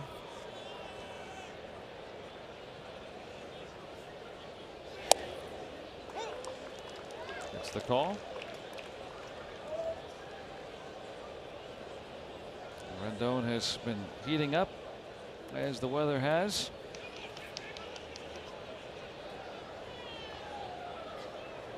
Musgrove has really done a number keeping this team scoreless till that point.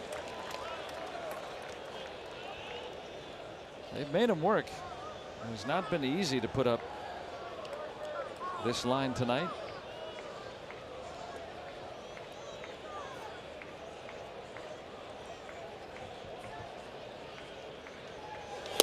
And he strikes out Harper for the 3rd time.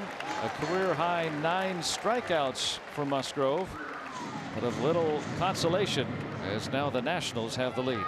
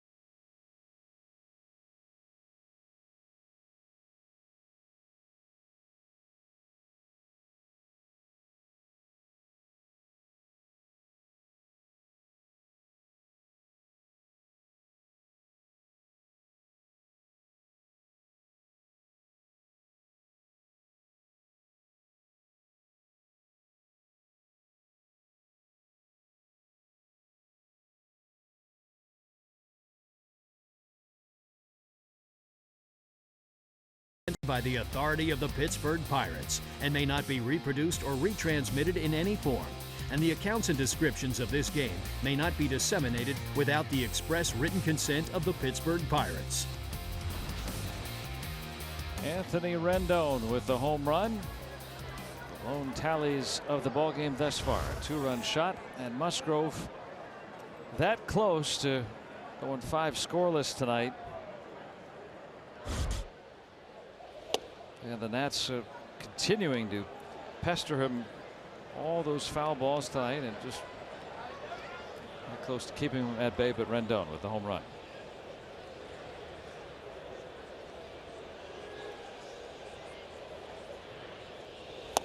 So now the Pirates will have to get Musgrove the lead. At least get him off the hook. Yeah.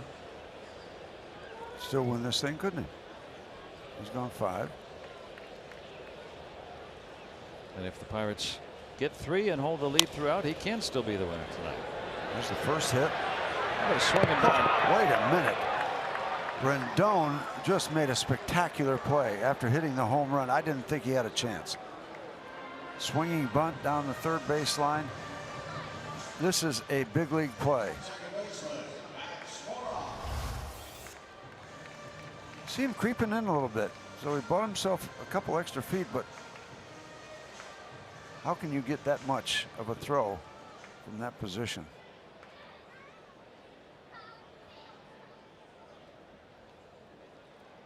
That is great camera work on a great play. That shows you how good that play actually was. And that, you know, think about it, in a 2-0 game, the leadoff man is going to be on first base 95% of the time on that kind of a situation. Well, big league play. It's been his inning. The home run, and now that play.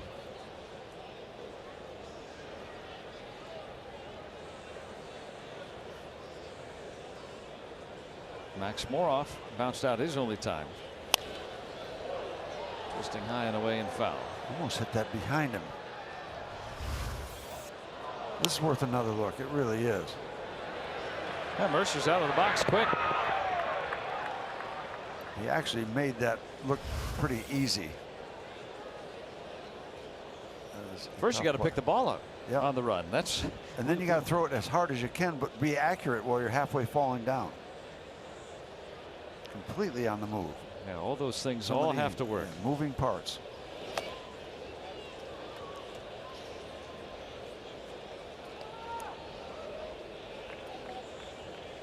Did all he could.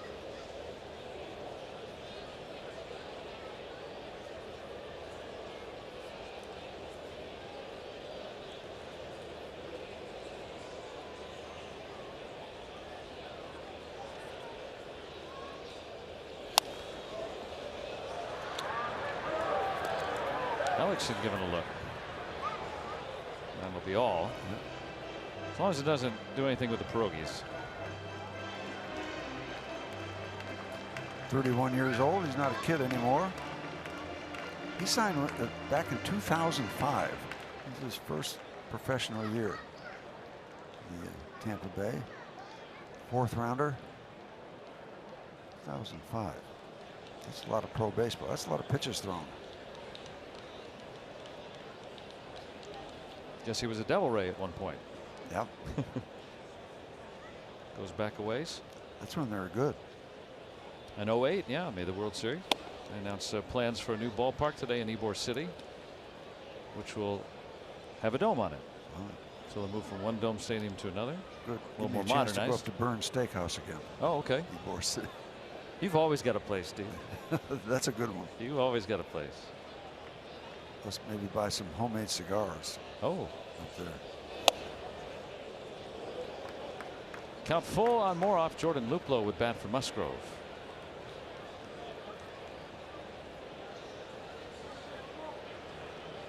Brault pitch the 6th and maybe beyond.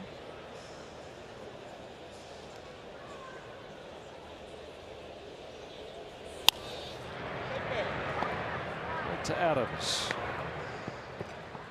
2 gone in the Pirates inning.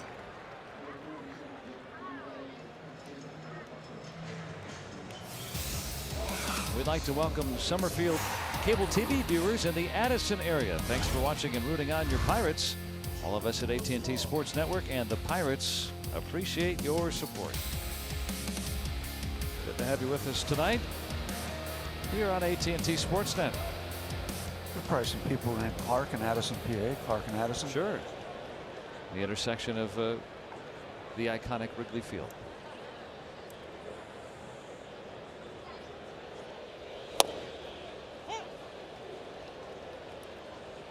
Jordan Luplow just called up this past week, batting for Musgrove, done after 5 innings tonight.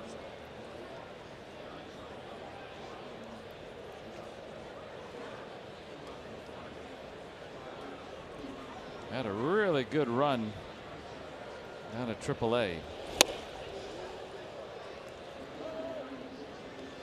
After that very cold April for him and weather-wise, of course, in the Midwest. Hit .330 since May on. 41 RBIs in 59 games. I mean, you're talking about a 100 RBI pace over a full major league season. Always reminds me of the short time I spent with Uncle Al Luplow. Briefly with the Pirates. Yeah, just lost him. Yeah. Back in December. And Jordan said he didn't get to know him well. They lived out of state. Yeah.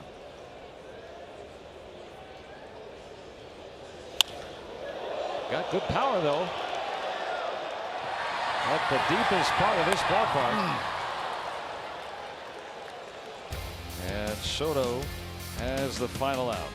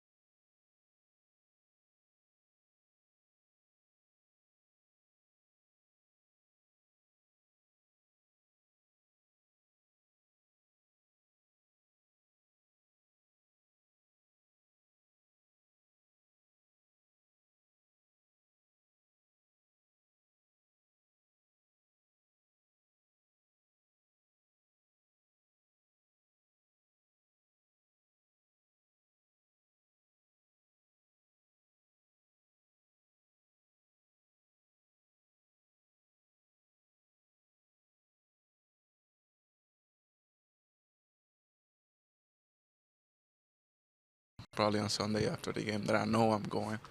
You know, this week is going to be, you know, more like chill. I know I'm going, but, you know, I think I'll get more excited on the way there than so, like right now.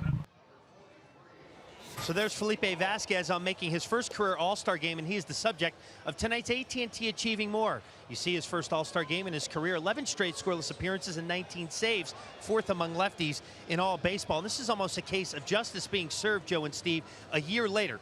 Last year, Vasquez pitched to a 1.67 ERA in 73 games. But get this, around the time when All-Star rosters were being selected, he was pitching somewhere between a .75 and .80. That's how good he was in the first half of last season. So finally, Vasquez is going to make an appearance in Washington, of course, the team that traded him to the Pirates a couple seasons ago. Yeah, go figure, some retribution there. Thanks, Robbie. They finally got it right. Yeah, and I'll underscore what he said, that he had 44 games at the break last year, and no one had an ERA that low as he did last year with that many games in baseball history. So, you know, Rivero deserved it, but Vasquez gets in. And now Stephen Brault gets in to this ball game, trying to keep it a 2-run game.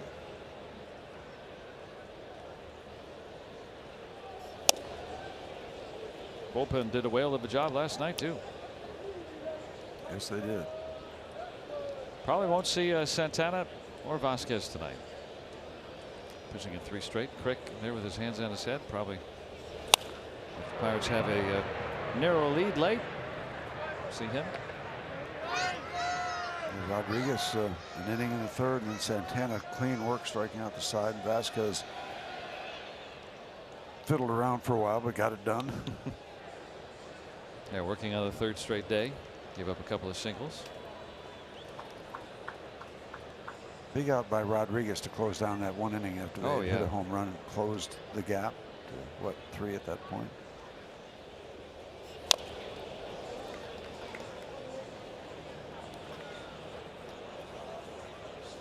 I don't think it took him more than a pitcher or two either.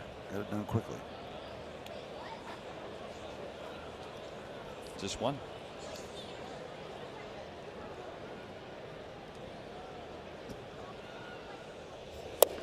Now full.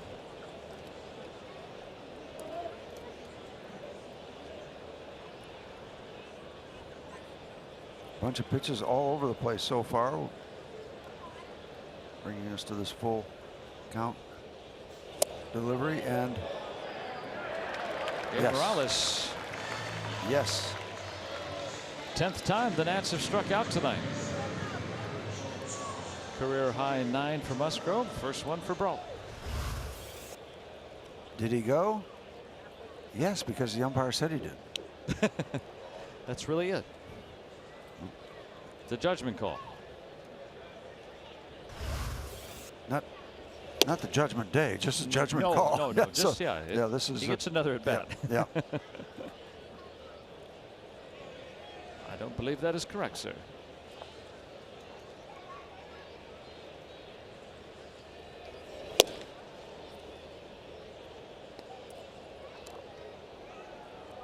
You pointed it out, Steve, that really a big point in this game was Turner's first plate appearance tonight. Yeah, but, it was sticky that whole top of the first, and he got him and put up that 0, and from then on until the home run pitched extremely well. And Musgrove stranding the bases loaded. You know, many nights when you got a bunch of, maybe you scored 4 or 5 runs, you know, you say, okay, well, you gave up 2 runs. But, still pitched certainly well enough to win, but when your team's not scoring. So the 1-out walk. Make your plans to join us on Sunday. The Pirates will host the Brewers at 1:35 on a Kids Day. This Pirates lunch bag giveaway for all kids 14 and younger, courtesy of StarKist. Every Sunday has the #1 Concord Family Fun Zone out on the game, or out on the on Federal Street before the game, and Rivendell kids run the bases on the field after the game. Go to pirates.com/kidsdays. Murphy will collect his 3rd hit in a variety of ways. Just out of the reach. Jordy Mercer. kind of frozen by this ball.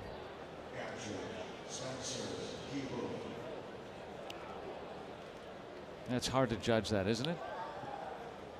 You know, whether you take another step, is this time to leap? Yeah, because you're going back, you're on the move too. It's not like you're standing still. Okay, I'm going to leap now. You're moving back. Oh, I got it.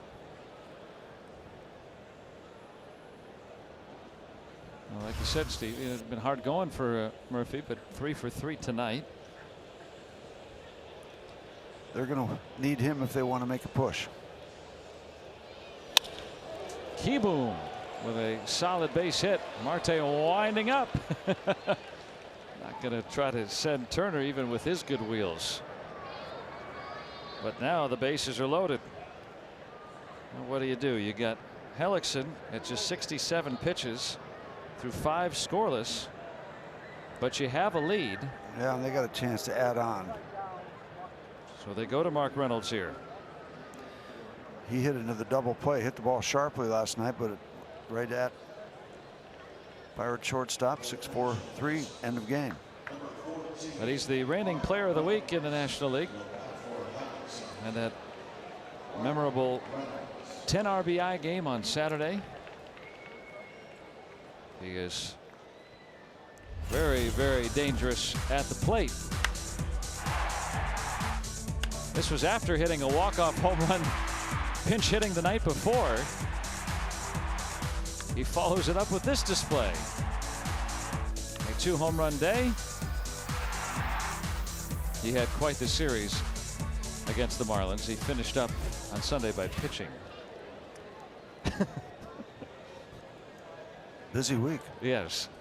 5 career grand slams too.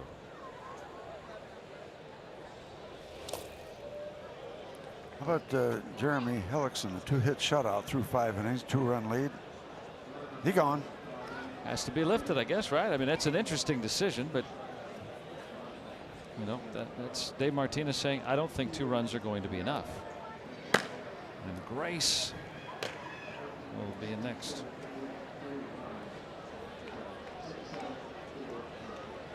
Turner very speedy at third. That was a good stop by Diaz. Peralta is not high on the list of command pitchers, so Diaz will have to be on his toes and probably on his knees. Yeah, Ray Surge will come out. Well, this is a huge point in this ball game. You got to do what you can do to keep it at 2-0, and you're not doing anything with the bats. You can't let this thing go any further down the road, really. I mean, I'm with you. Yeah, the Pirates are going to have 4 more chances, so you know there's going to be a lot of opportunity, but you don't want to let this thing get out of hand, and it could right now. Yeah, you feel a 2-run game in the 6th inning. It's certainly doable. Oh, absolutely. So you want Reynolds to do what he did last night, right now. Get into a double play. Some stirring. And he is hit into 5. Turner leads the team. But, Reynolds tied for 2nd. And he's only been up since May. After signing in mid-April as a minor league contract, got called up in May. And I don't know that it's automatic take here, 3-0, because you turn him loose. I mean, he can make a big That's a good point. deal. So he may, but don't think it's a lock. Walked him on 4 pitches with the bases loaded. Pinch hit run batted in. So 2 singles, 2 walks, a 3-0 game. They're still loaded, and now the top of the order coming around.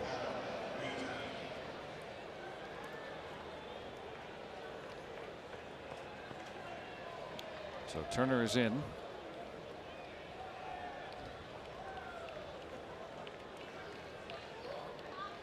Well, now the next 2 are left-handed. Brault has generally fared well against lefties, though Murphy collected that hit earlier.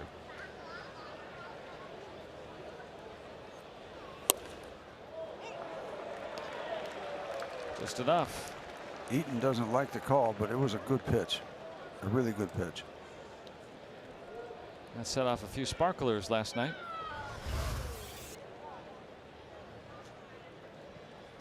He's given it a good look, but it was right on the corner. Diaz setting up inside, had to catch it away, and that's what made it not look like a strike. Yeah, that gets the reaction. And that pitch, that might have been a pitch that could be called. Okay, Morales worked the plate last night. Now that one also not really where the catcher set up. Makes it hard for Ed Hickox. It might have been a pixel off anyway.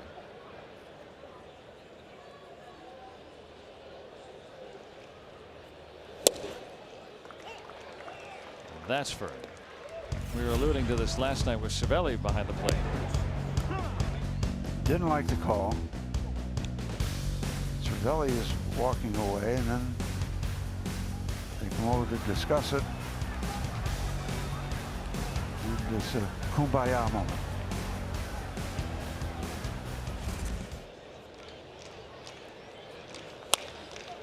Out the other way. Everyone moves up a station. Murphy is in on the RBI single by Adam Eaton.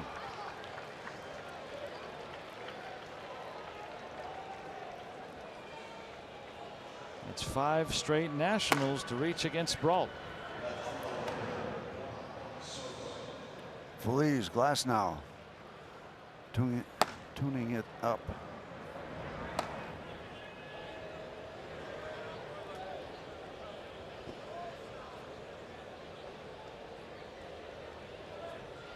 Well, we saw with Soto's wheels beating out that infield hit that he would be tough to double up. And he has hit lefties very well this year. He's been the best lefty batter at hitting lefty pitching this season. So no necessary platoon advantage here.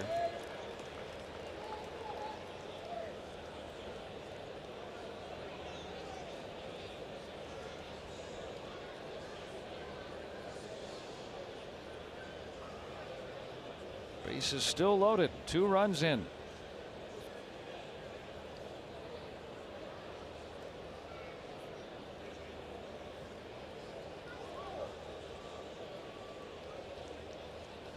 He's got a look of confidence, doesn't he? He does.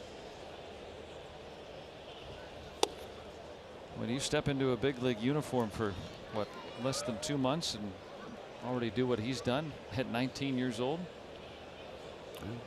probably don't know any better. You're having yourself a fun summer. Start of the year in Hagerstown in the Sally League.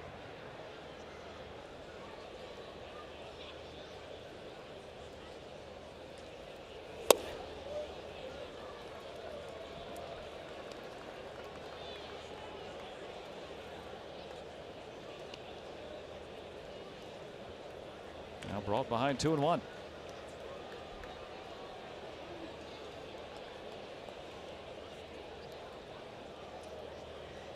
This could be his last man regardless, with Rendon coming up. Did he offer? He held up.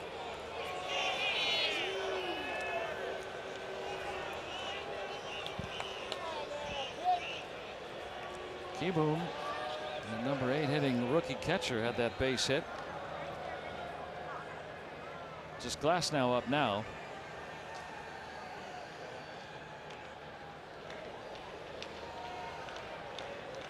Nowhere to put him.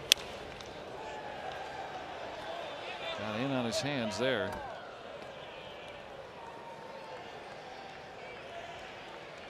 Rendon homered his last time up. And that broke the ice.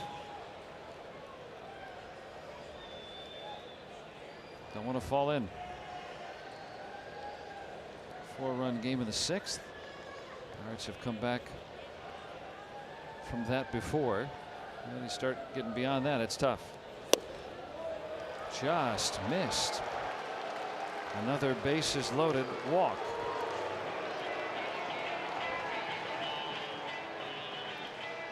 And that's going to be it. So 6 straight Nationals reach against Brault. 3 singles, 3 walks, 3 runs in. And with 1 out, not an enviable situation to come into, but Glasnow will try to be the fireman here.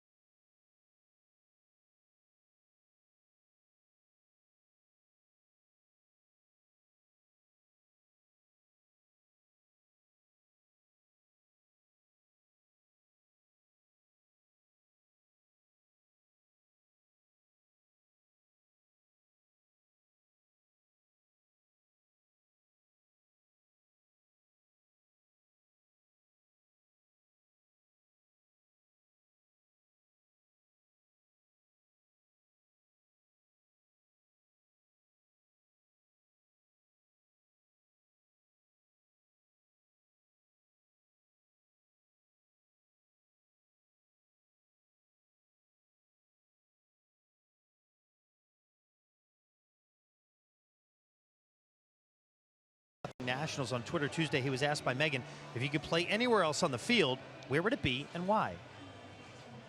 I play center field because I'm fast and it's a fun position. I played it growing up, so I'd go back there. Were you pretty good? I was all right.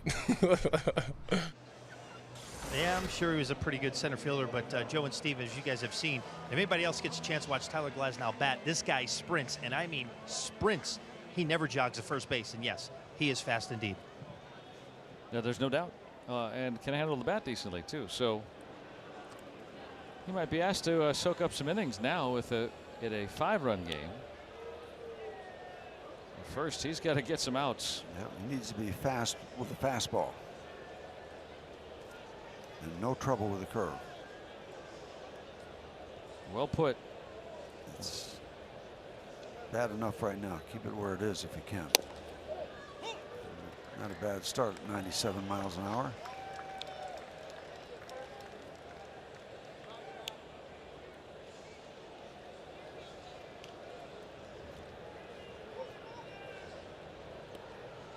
Brault went 1/3, gave up 3 singles and 3 walks. 3 runs, and the 3 runners are his responsibility. Quickly ahead, 0-2. Tough night for Stephen Brault.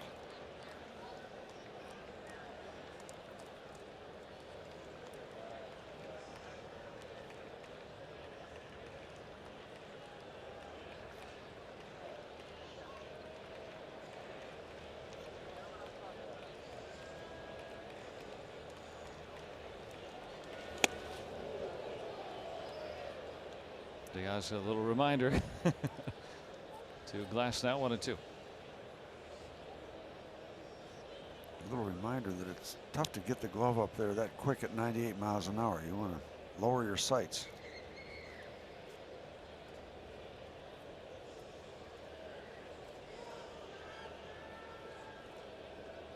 Base is full of Washington Nationals with 1 out.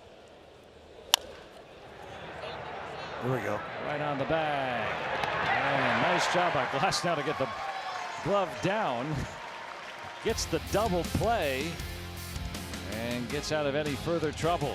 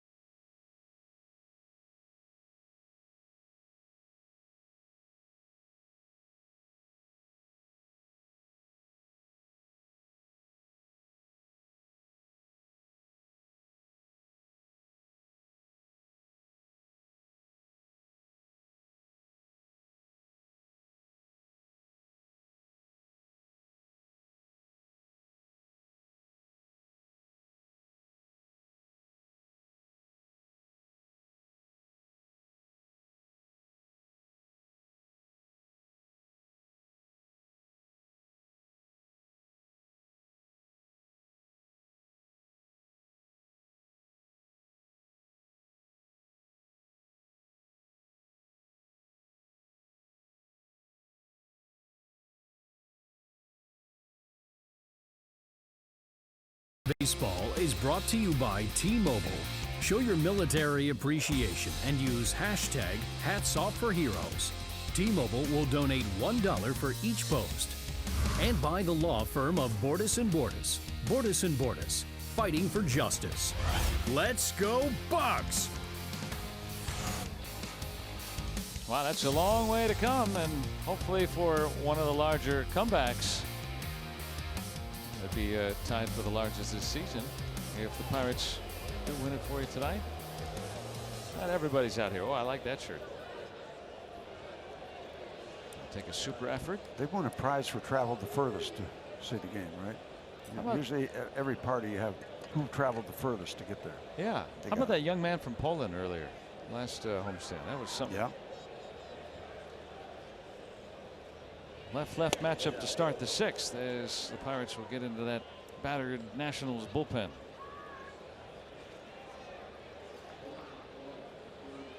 Corey Dickerson, a base hit his last time.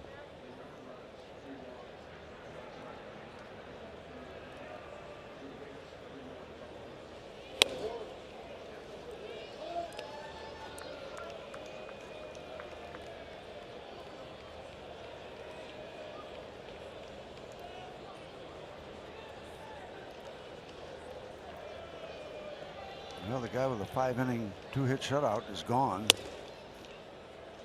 And Grace falls behind. Could have gotten a call there, but he missed with the first 2. He diminishes the chance of getting a close call on the 3rd one.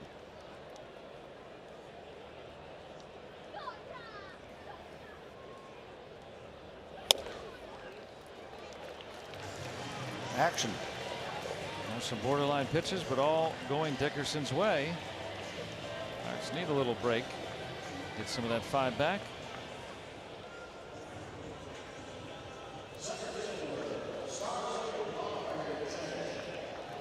Glasnow, how about a good job? Yeah. To just keep it at 5 and hope and see what they can do offensively here. Yeah, that could have been a massive inning the way it was set up.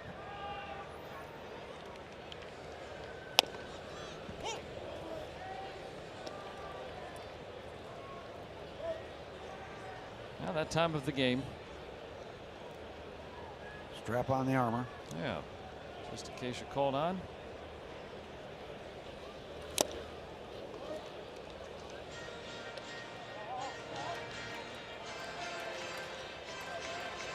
Here's where you want the gap shot. Take the double play away, put a couple runners in scoring position. See where that kind of start gets you.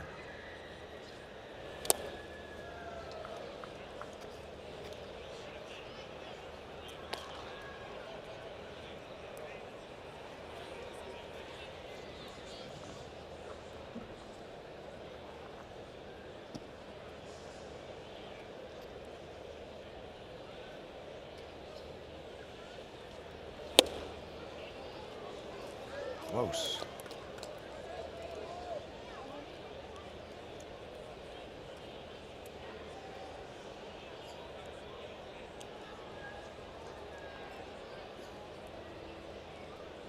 Polanco on deck.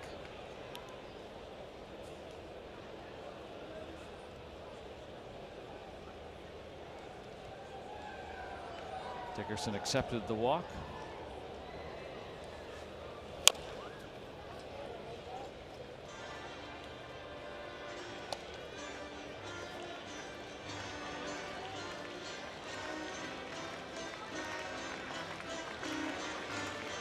Good start to this Pirates 6. They were not able to do much against Hellickson at all.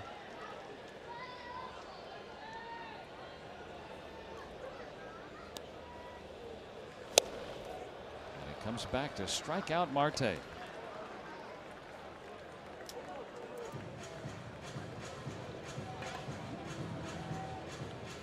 You like the matchup. Lefty against Marte. That one didn't work out. Polanco has struck out twice tonight. He's having his best season against lefties of his career. It's really come on as he is. It's really coincided with him moving off the plate. For some reason, he's now hitting lefties better too. Could that be because of the way the arm is, and if you're, get a little more vision, I guess. I'm not sure. I'm not sure either. Maybe it's a coincidence. Sometimes that happens too. I know that it's just not getting tied up as much by everybody. Out to Rendon. There's no one at that base. Still got it over there in time. Oh, did he? At least That was a confusing thing by Rendon. Thought he had a chance at second base and decided not to. Shut that opportunity down, try to get the out at first base, and they're going to want to look at this. Yeah, because Polanco hasn't moved. Where are the middle infielders here? Let's see. All right. Turner goes for the ball, and Murphy is too far away.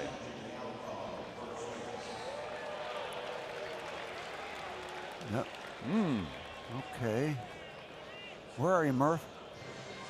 Yeah, he was too far away, it looked like. With the lefty batter up.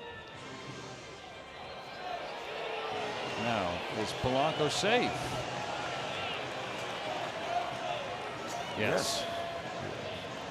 Pirates look like they will have this call overturned on our Allegheny Health Network Supermo.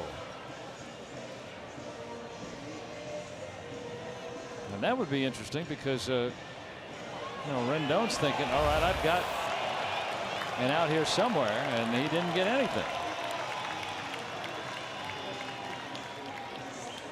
So the Pirates win the challenge. Becomes an infield hit. I'm guessing that's what the. It's got to be, yeah. So 2 on. Pirates had 3 base runners against Hellickson over his 5 innings total. And David Freese will bat here. A right-handed batter instead of the lefty Moran.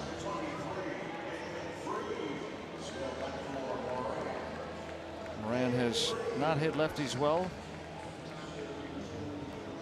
so far this year, and Freese also in that same boat. But Clint Hurdle telling reporters earlier this week that the history of David Freese, what he's done in his entire career against left-handed pitching, gives him confidence.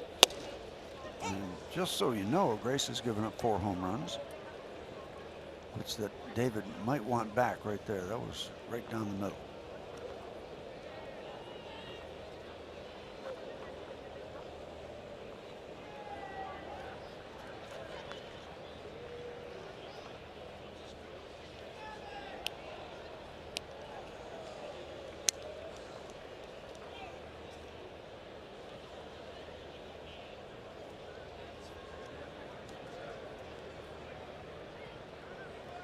Strike the count.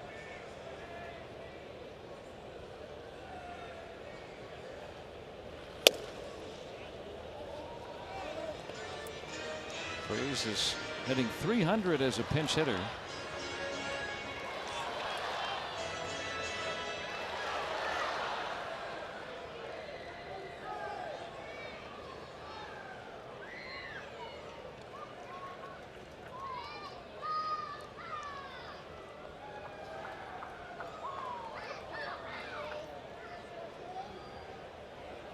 Now, if the Pirates are going to get back in this game, they need to pick up something here in this inning. Yeah, just make some kind of statement here.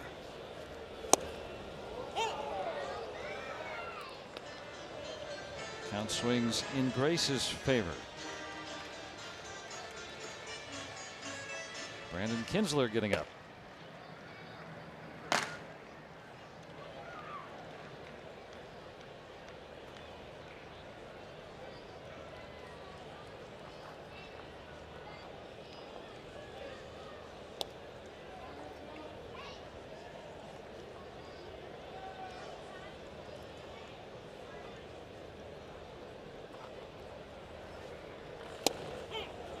Called out on strikes.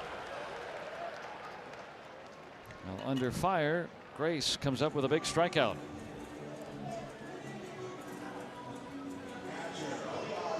And we're going to have a pitching change.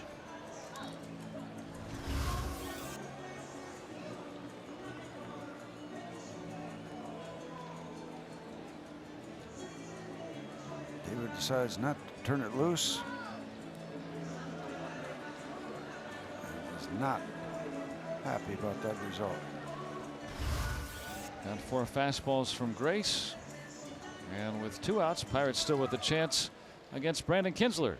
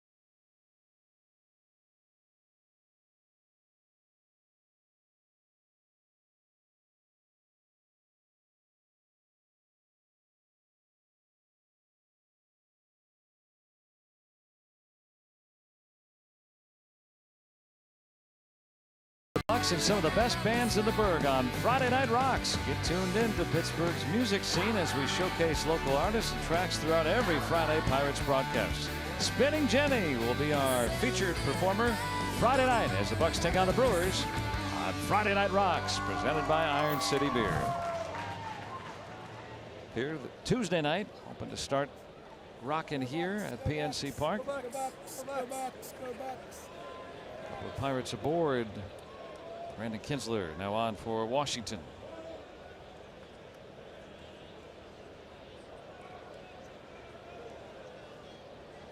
Veteran re-signed with the Nats in the offseason.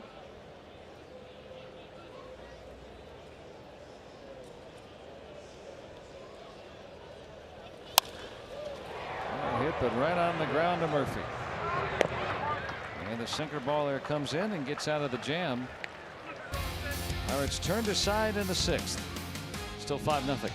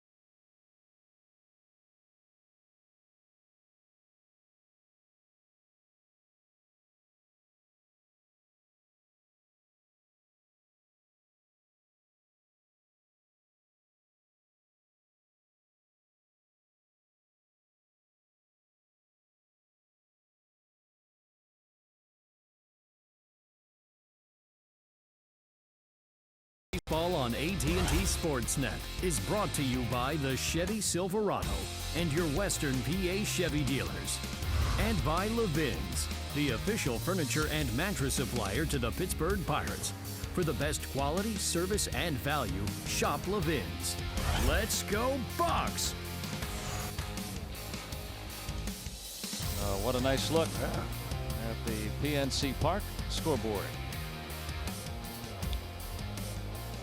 On the UPMC scoreboard, 5-0 Washington.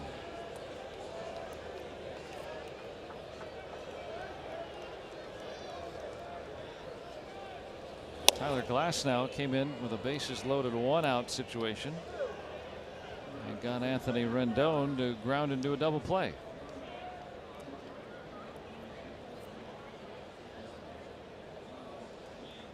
Now he gets to face Bryce Harper. Well, part of the maturation process for Glasnow, who has had more ups than downs this season.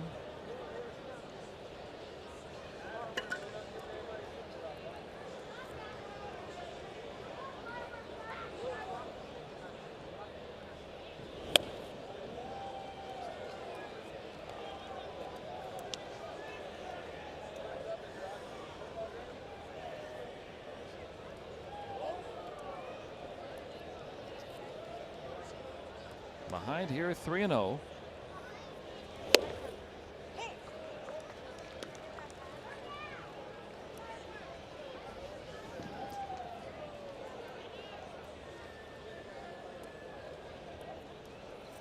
Max Scherzer is going to be an all-star this year.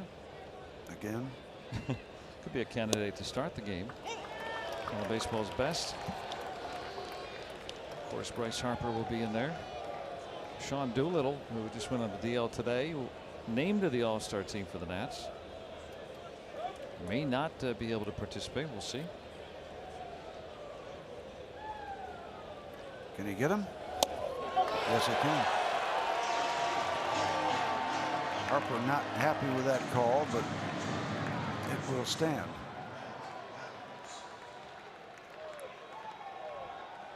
Fourth strikeout tonight for Bryce Harper.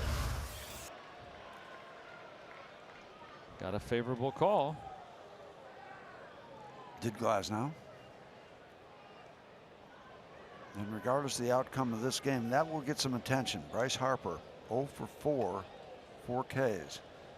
As his struggles persist in terms of the batting average, the strikeouts, the power remains.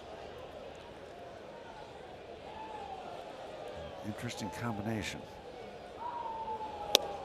7th time in his career he struck out 4 times in a game, Steve. 3rd time this season.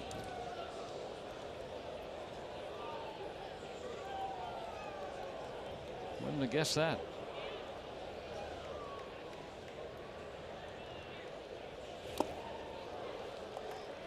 That's a much better curveball downstairs. That works better against Matt Adams. First one up. Got the call.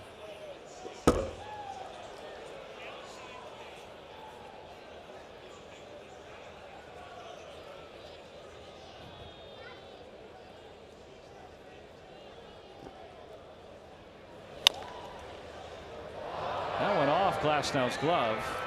How many times have we seen that this year? We've seen it a couple times, at least, from Nova. Just clanking off the glove. I don't know what caused that. I mean, that's a play. He's tall enough. Remember, he didn't do this on the double play ball that came up the middle, and that got him out of that previous inning. He retracted his glove in time. If he can dunk a basketball, he probably thought he could go get that ball. Most of the time, I got to admit, as a pitcher, you instinctively go for the ball. Yeah, right. Yeah, and hard to blame a guy for doing that. Yeah. Sometimes it's in your best interest not to be able to get it, but most of the times you give it a shot. You're locked into the hitter so much that you really, you know, for the moment, I felt like I wasn't aware where people were in back of me. I'm so concentrating on the batter. So if a ball comes at me, I'm going to try to get it. And we always like the situations where you don't get it and it goes right to somebody who can step on second base and get a double play. Ivan Nova's been victimized by that clank off the glove, lands in no man's land for a base hit, cheap base hit. I guess it underscores the value of fielding your position as a pitcher. I don't think we think about that enough. And sometimes you see a ball go by you or over your head, you don't know where your guys are. I mean, they shift pitch to pitch a lot of times too.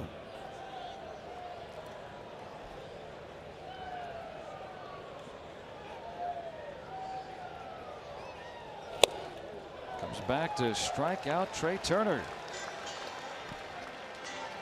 I always go back to an example. I hate to go back to a personal thing, but in the '71 World Series, the last out of the game, I thought was a base hit up the middle, and didn't realize that they had shaded Jackie Hernandez up toward the middle and made what was pretty much a routine play. I had no idea. I thought if I get somebody on, I know Dave's going to come in. Dave Justy's going to come in to finish that game. But your man was there. Jackie Hernandez was right there, and the ball bounced a little bit off the mound toward him. But if he hadn't been shading up there, it would have been through for a base hit. Take one for the team. Yeah, you're looking through the lens. Where is it? Yeah, you almost, as a pitcher, right? Your instinct is go to get the ball, and your awareness of where your guys are defensively is secondary to what you're trying to do to the batter. Might almost have to check your defense as you would check runners. Yeah, Maybe. and you're also trained. If you have a man on first, you always go, hey, who's got me on the double play if the ball is hit back to me? That's kind of a knee-jerk thing. But with nobody on the base paths, try to go get the ball. Murphy's going to have 4 hits tonight. And they're going to send the runner. Adams on his way home. Moroff's relay is high. The tag is true. Nice finish there by Diaz on that high throw from Moroff. But it was in time for Elias to go get the ball and then find the runner. Coming out of right field. Oh, what a nice look. What a nice look. High throw. Nice.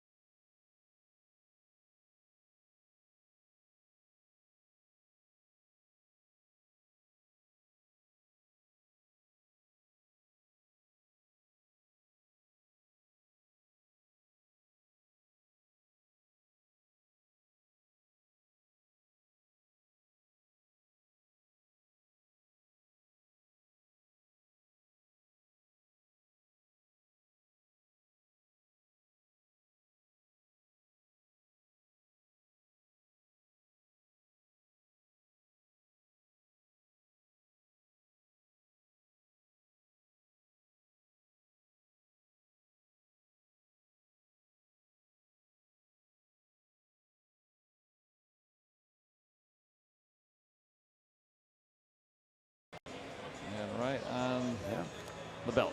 No doubt about that. He is out. No appeals there.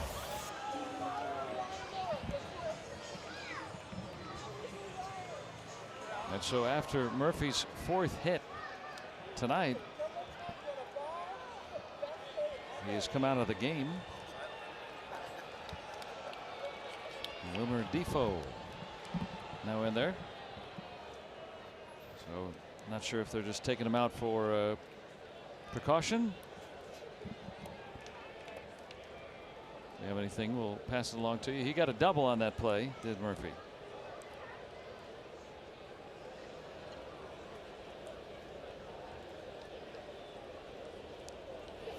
Kinsler came on and got the final out in the 6th.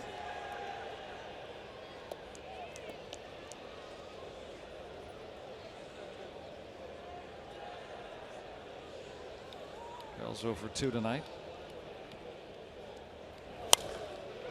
You know, Joe, you go back to last night, the Pirates did all their damage in the first 2 innings. 3 spot in the first, 3 spot in the second. They didn't score after that. They have continued that non-hitting streak, non-run streak through 6 tonight. 3 singles, 2 walks. Those have been the base runners.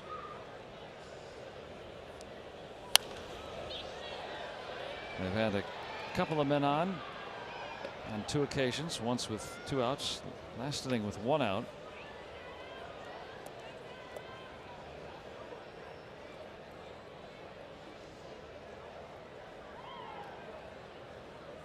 And it's a matter of 2 teams desperately looking for wins. Yeah, even though the Nationals higher up in the standings, you know, the expectation was for them to win the division. They're at 500, trailing 2 teams, Phillies and Atlanta. Pirates just trying to get back to that break-even mark. Pirates have spent some time at first place early this season. That's as good as a ball hit out to the outfield. That'll work.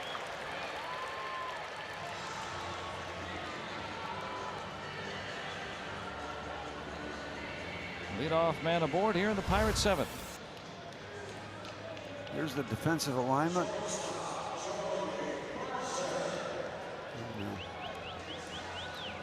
Just as good as a line drive.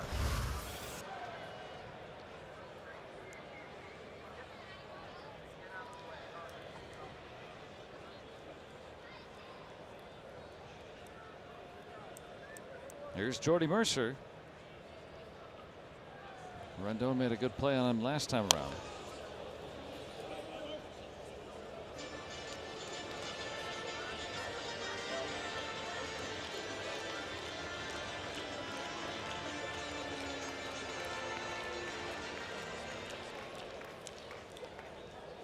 Now Rendon, a 2-run home run tonight as well.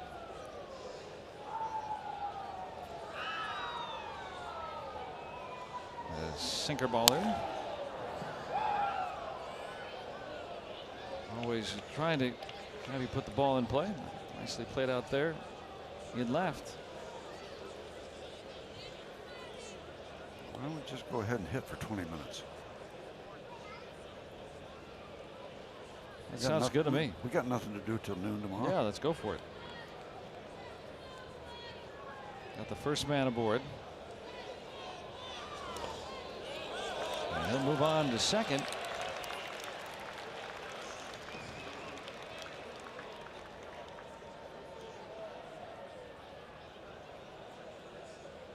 That'll be a wild pitch. For sure. Spinning curveballs, it hits and bounces in the opposite direction. You think that's going to keep going one direction, and spin hits the ground and just turns it back the other way.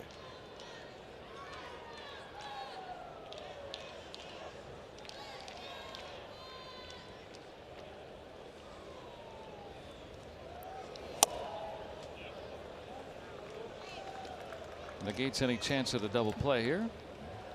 It's a man in scoring position. You know, for a guy who throws a lot of sinking fastballs, that's a lot of speed, 94 miles an hour. Kinsler last year an all-star with Minnesota. Worked as their closer. Longtime Milwaukee Brewer. Remember him from the division. Belted down the line. Wanted to hear Big Ben. Bong. Just a little bit out in front.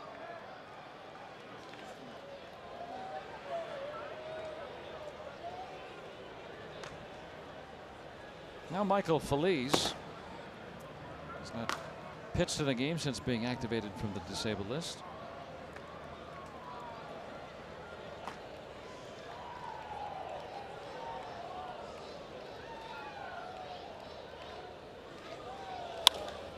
Out to center. Hanging up there.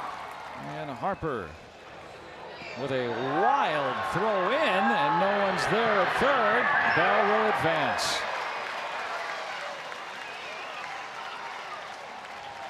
Pirates will take the charity. That'll be an error on Harper. Maybe an error of frustration. Not doing anything with a bat, just makes a nice catch and then heaves the ball. Don't know why you have to even do that.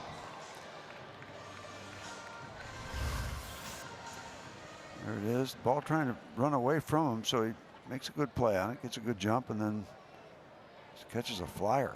I mean, Bell's at the bag at second. He's not tagging. Standing there. That's frustration from those at bats. I got to believe that. Yeah. Back foot side arming a throw like that. Yeah. What do they always tell you? You know, don't take your at bats out to the field. Right. The old adage. And don't throw the ball unless you got a chance to make a play. Yeah. Double whammy.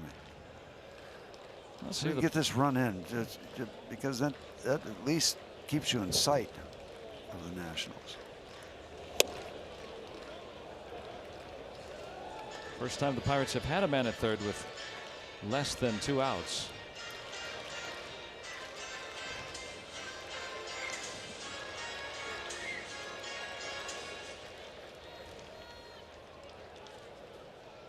Bell advancing on the second error this season by Harper.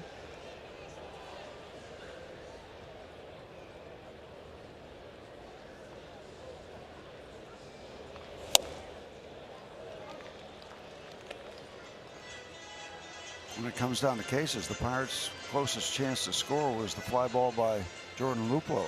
Almost got out here to left center field. But now this chance. Well, that kind of fly ball here would score the run with one out.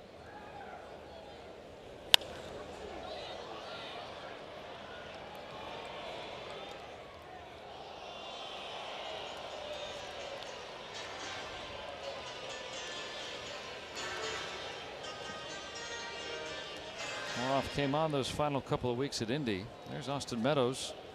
Good bat for Glasnow. Pitcher spot on deck.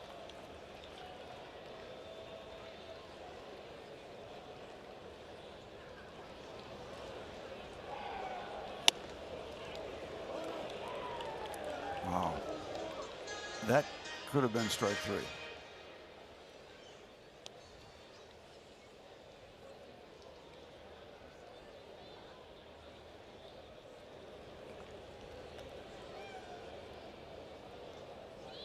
Two balls, two strikes. Bell at third with one out.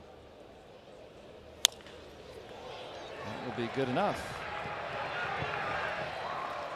Pirates are on the board. Moroff's seventh run batted in.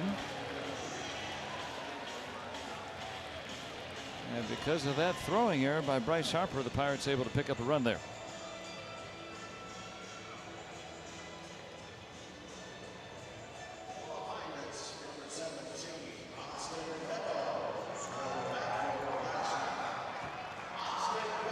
Austin Meadows to pitch hit for Glasnow.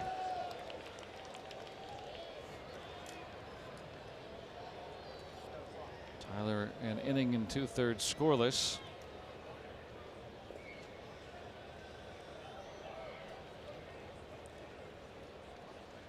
Did a good job coming in with the bases loaded and getting a double play ball back in the sixth. Now it's up to the Bucks bats.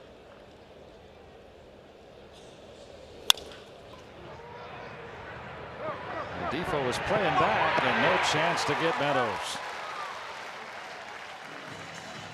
Couple of infield hits in the inning.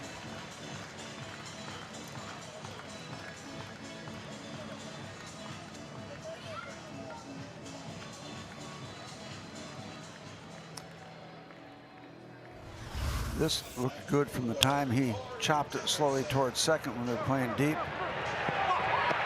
No contest at first.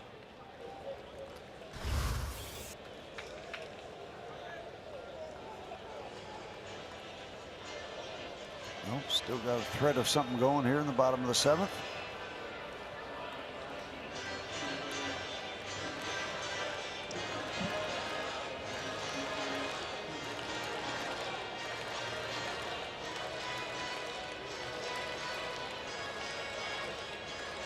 Now Corey Dickerson, who singled and walked.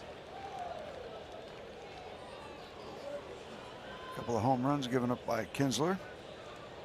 Gentle breeze blowing out to right field. Maybe we can run into one. Make it interesting.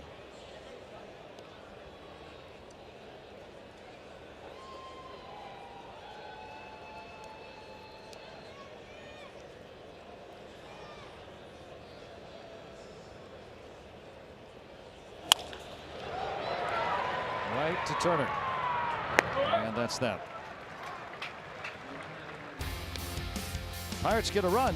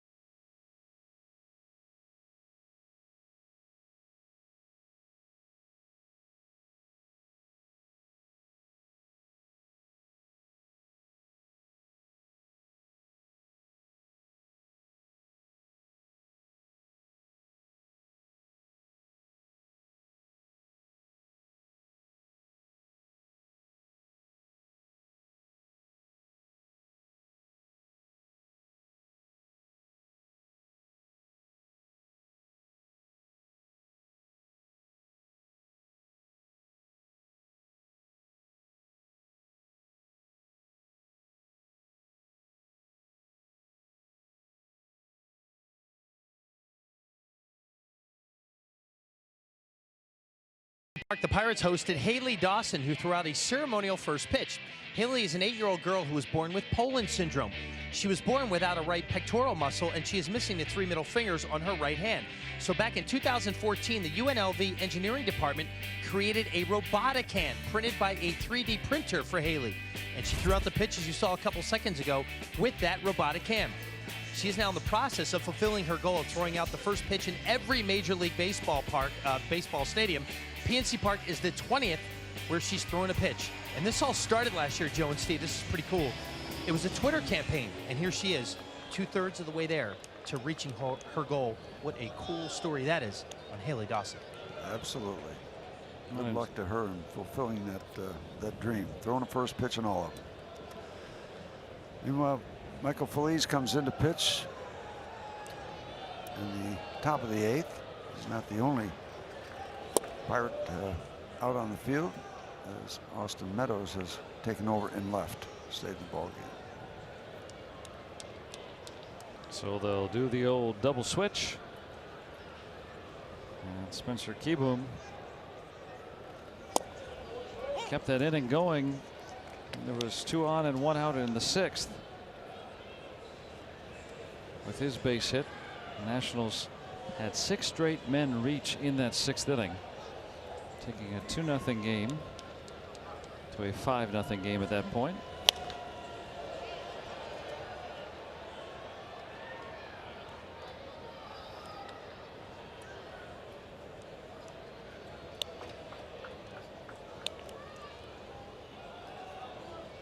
Musgrove, Brault, Glasnow, and now Feliz. We'd spent time on the DL with right shoulder inflammation. Just tried to get that to calm down. Missed about 2 weeks. Kieboom out to right.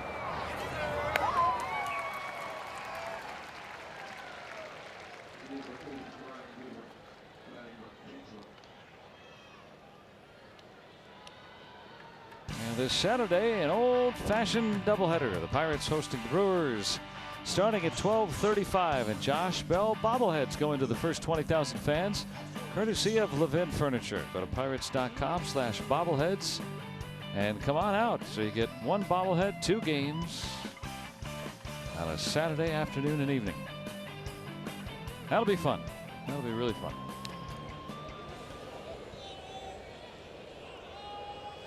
That used to be old hat, right? And doubleheader, big deal, right? You schedule them. Absolutely. Yeah, very few.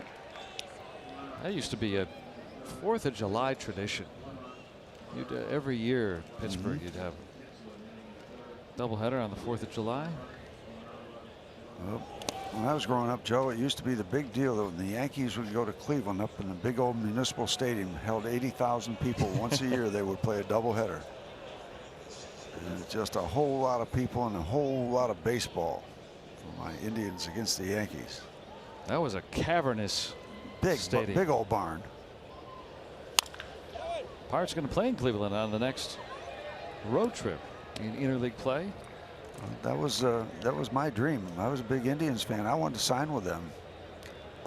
But, this is before the draft, right? So before the draft, yeah. So the Indians offered me a bonus of $2,500, and Pirates said $4 grand. I said, "Give me a pen." Well, we're all luckier for it. They coughed up the extra dough.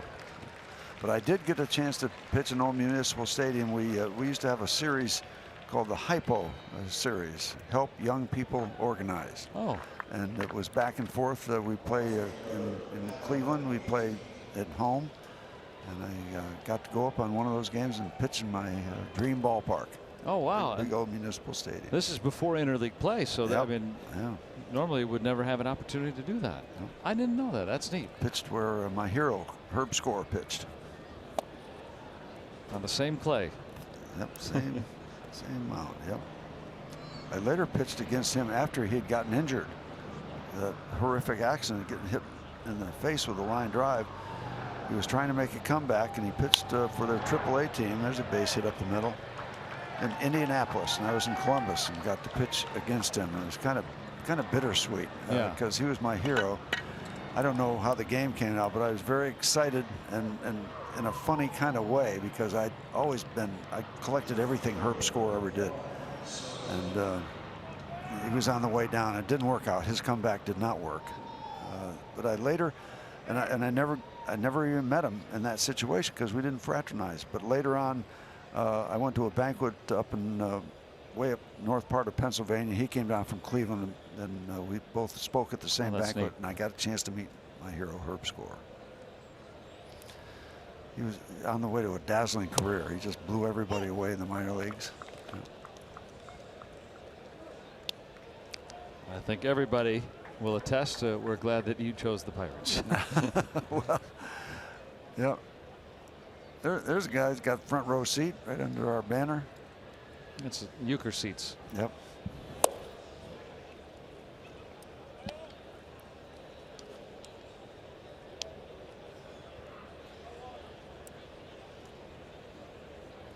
Juan Soto, a couple of singles tonight, drew a bases loaded walk.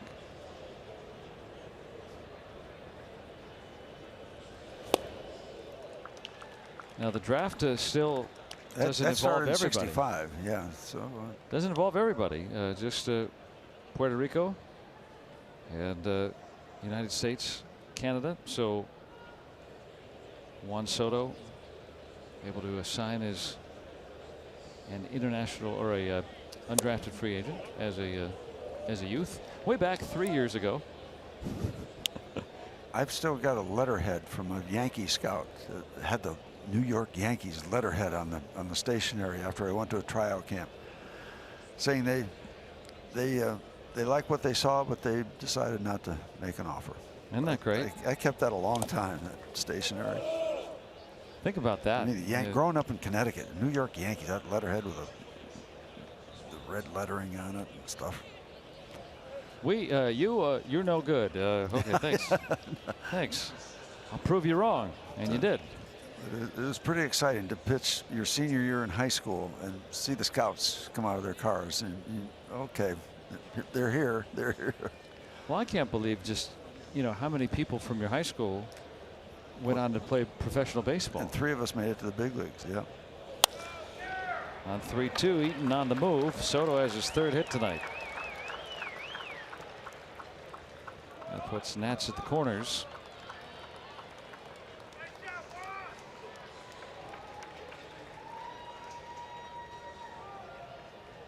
Ho hum for Soto these days.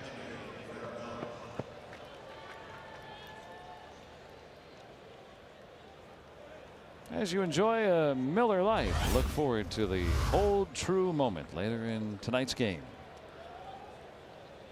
I didn't sign with the Yankees, but I remember going to my first major league game, driving halfway down to New York City, then getting on a train, getting off, and going through those openings in the aisleway and see that bed of emeralds, that field, the major league field under all those lights. Something you don't forget as a 10-year-old. That was your first game? But I still hated the Yankees. Still, I went to see them play the Indians.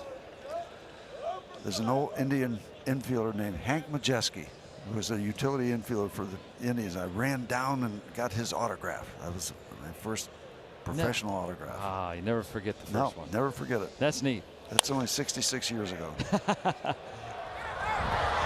Marte closes the gap and gets there right on time. And that puts aside Washington in the 8th.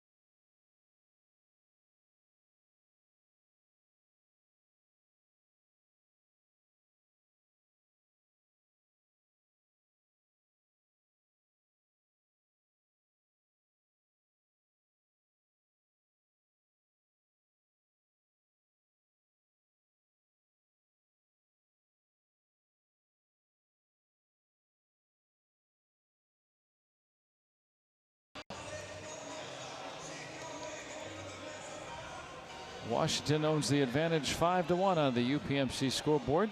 Bottom of the 8th coming up.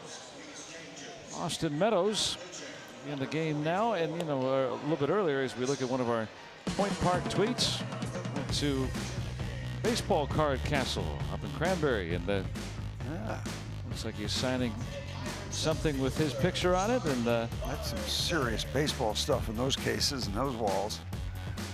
We talk about all the nostalgia from, you know, loving baseball as a kid. Boy, that's right up my alley with baseball cards. You have the shoebox with all the cards from each team in a rubber band. Oh yeah, I did. Yep. Try to sort them out, Yep. or have your favorites. Yep. Yeah. Ryan Madsen is aboard. Brian Goodwin out in right. So you collected some? Oh yeah, I had the shoebox. Yep. Marte is retired. Who was your favorite baseball card? Do you remember? Like, was there a guy you liked to put in your spokes, or a guy that you wanted to keep in your pocket, or? I had a very young Henry Aaron. Wow. I had a Jackie Robinson. I had a Mickey Mantle. I don't know what years. 50s. Yep. Yep. I think I either didn't of have us a Bob would have Walk, liked to have that one. I'd like to get one from the Islanders. No.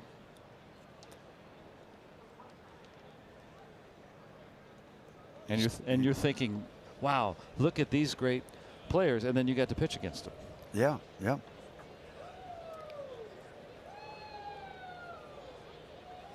I had a Willie Mays. Pitched against him. It was just great because you'd get the slab of bubble gum that had the dust, kind of white dust powder on it, and tops. You got the package, you ripped it open, you set the gum aside and looked. Who did I get? Who did I get in that pack of 5? And you'd go out and get the shoebox. And, okay, this guy's from this team. Put them together. Yeah, that would have been a good one to get. That collection at the Clemente Museum of all the Clemente cards, the various cards and all the specialty cards. There's a great display at the Clemente Museum of all his cards. Some of them said Bob, a couple of them said Bobby, some of them said Roberto. Yeah, not till later, much later in his career. Finally, you saw Roberto on all the time. Yeah. You get to go there tomorrow night. That's going to be fun.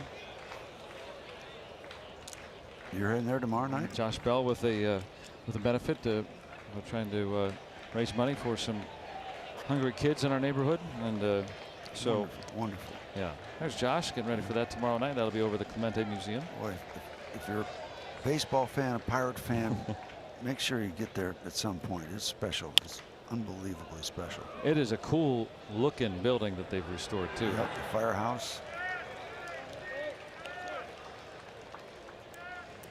But that's part of growing up and loving the game. Yep. When you talked about last inning about, for you, Yankee Stadium, for me it was Tiger Stadium, the first big league game.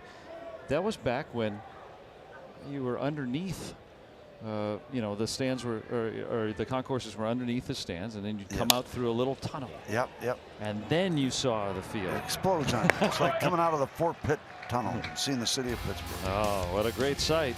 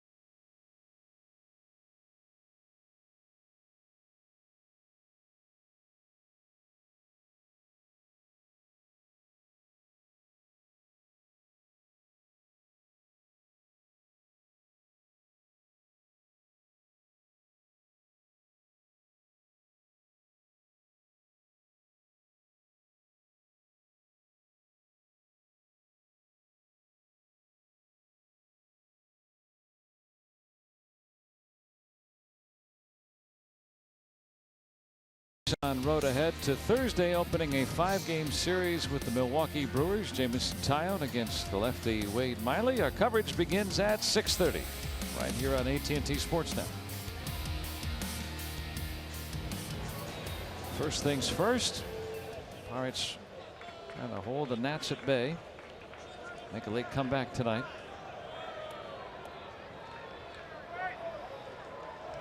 Bryce Harper, one time in his career, struck out 5 times. But it was a 14-inning game. Yes.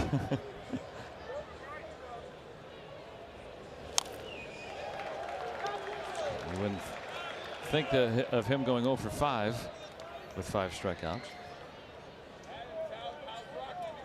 But we're a third of the way there. Maybe even more. Oh, Washington Senators. Frank Howard and company. That's I think a 40s era shirt there with the satin. One of my great friends, Ed Hobaugh from up in Ford City, played for the Senators. Ronnie Klein, Calorie Hummer, played for the Senators. Ron Klein, yeah. Familiar name. Well, 2/3 of the way there. Don't think it's on his mind, huh? I'm not sure what's on his mind right now. Fans know it. Can Feliz strike out Harper for a 5th time tonight? Not with that one. It's a 55-footer. And of course, the Washington Senators, the fictional setting for Damn Yankees. A great play, the great movie. Longtime American League team.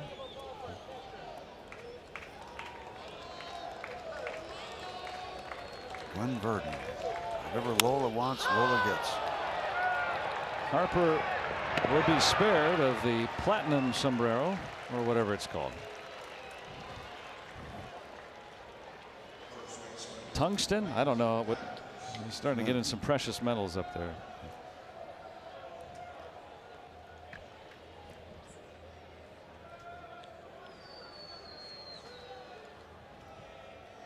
What did Superman have?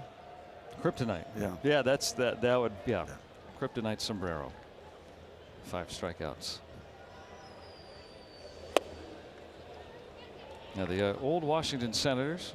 That was interesting too. When the Expos were moved to Washington, there were 3 choices for the team name that they kind of wanted to get a public opinion, and they're still going to make the decision on their own. But it was go back to the Senators, the Nationals, which, you know, kind of was an unofficial nickname of the Senators before, you know, trademarks and all that, sometime mid-century, or the Grays, as in pay homage to the Homestead Grays, which played both here and there. Yeah, in if you DC. wanted balance from the Senators, it'd be tough to call them the House of Representatives. The Reps. Yeah, the House. That would be like the Metropolitans in New York, right? Yeah. Skied out to center. And that is the second out. Some great music in the Damn Yankees score. You got to have heart. The little song from that Shoeless Joe from Hannibal Moe. Let's see, Ray Walston was in that. Glenn Verdon.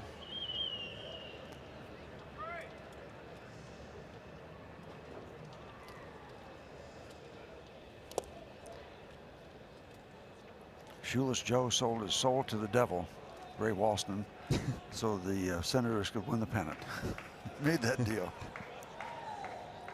The thing about the great old play. Yeah. The thing about the Senators. Last time that they did that, Pirates beat them in 1925. Yep. The last time Washington has won a playoff series was when they won their lone World Series in 1924, the year before. And that's what makes this Nationals team so frustrating, that they've had, you know, for DC fans, you know, they've had Harper, Now for his 7th season. They've had Strasburg for a number of years now, and of course a lot of other good players. And they can't get out of the division series.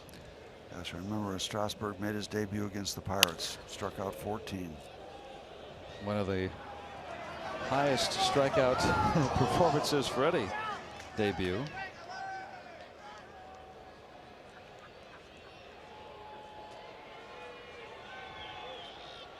The Nationals trying to get healthy and get right. The Pirates trying to get back in this thing themselves. And the faithful remain.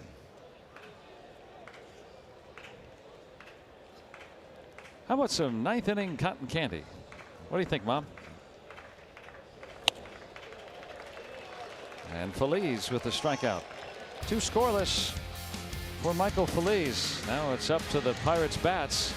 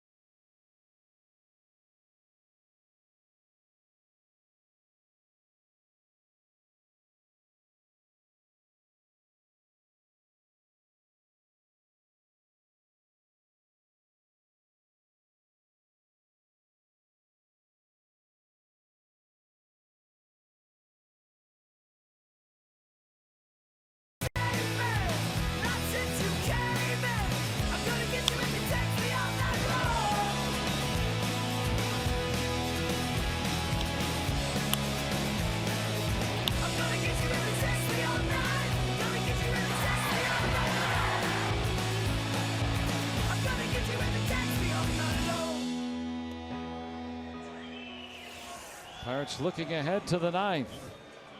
They need 4 to keep this one going. Well, we've stuck around for the duration. Wouldn't it be nice to reward them? It's been done. Pirates have come back from 3 down in the 9th to win. That was earlier this year against the White Sox. Kelvin Herrera in for the injured Doolittle on to close.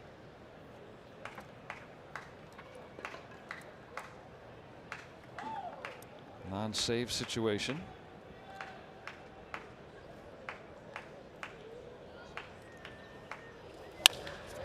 And that's how it starts. Diaz rewarded with a base hit. He's hit the ball hard tonight 3 times. First time it wasn't at somebody. So 1 pitch and a base runner. Hey, well, we got a minute. I want to wish a happy 70th birthday to a good friend and a good Pirate man, Carl Truss, celebrating his 70th birthday. Comes down to fantasy camp every year. He's a good man. Always good to see Carl. Oh, good. He caught us too, so he knows he's on tonight. Good, yeah. I always get a chance to. I find everybody. I run the Kangaroo Court, and I always manage to find Carl. At least 2 or 3 days of fantasy camp. We spend a lot of time together. If he releases the footage, raw footage of the fantasy camp, I have to leave the country. Oh, well. Never work again. We have such a good time. He edits. He's the editor, thank goodness. Spent a lot of time together with Carl. Happy birthday. Happy birthday, Carl. Always here, always with a smile on his face. Yep.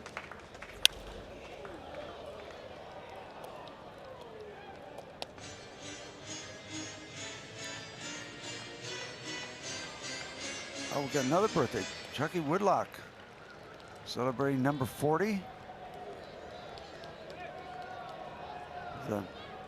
Directing the TV package for the Nationals. Got to meet him for the first time a couple months ago. Happy birthday. Welcome to the club.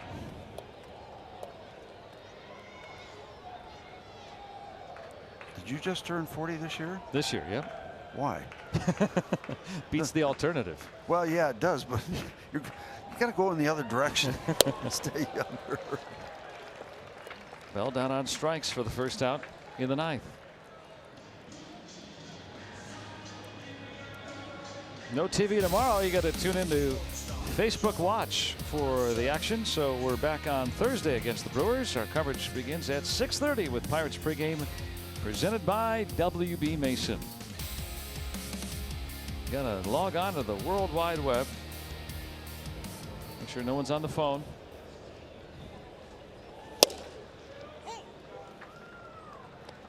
How far we've come in a couple won't even decades. begin to try to understand what that's all about. Do you remember when I've you'd got to have be to here dial tomorrow. up for the internet? Remember it would make that weird No, because sound? okay. Yeah, Do you have internet in your house? we do. Okay, see, okay, all right. Yeah, You just we skipped the don't- step. You're on par with everybody else. I'm not involved with Mercer is the second out. It was a valid question. it. Yes, and one of my few honest answers. Yes. That's also fair, yes. Well, it's up to Max Moroff. Well pitched ball game for the Nats tonight. 5 Pirate hits. Jeremy Hellickson did an abbreviated but very impressive start. 5 scoreless innings, giving up 2 hits before he was hit 4. Which part of that 3-run. That was successful move by Dave Martinez. Yeah, 3-run 6th. That's given them this comfortable margin right now. Pirates without an extra base hit tonight. At least thus far. That should get it out of play.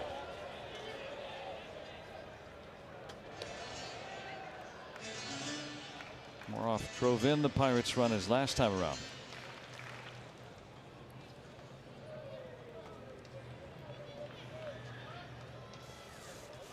Well, the way it's looking like it, winner tomorrow would take the series.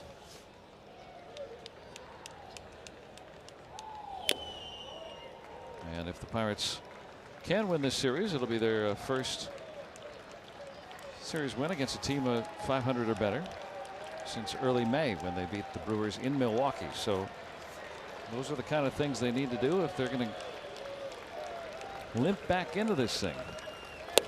Take some charge.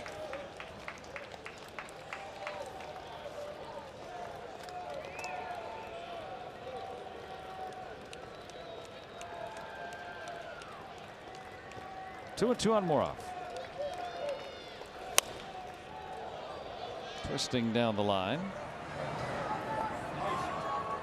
A souvenir.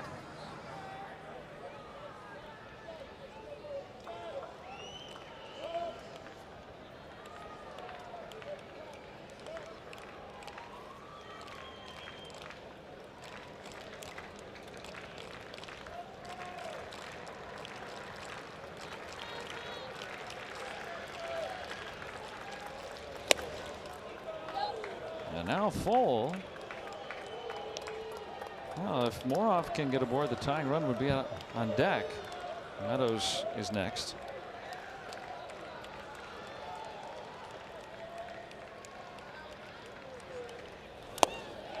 And he will reach.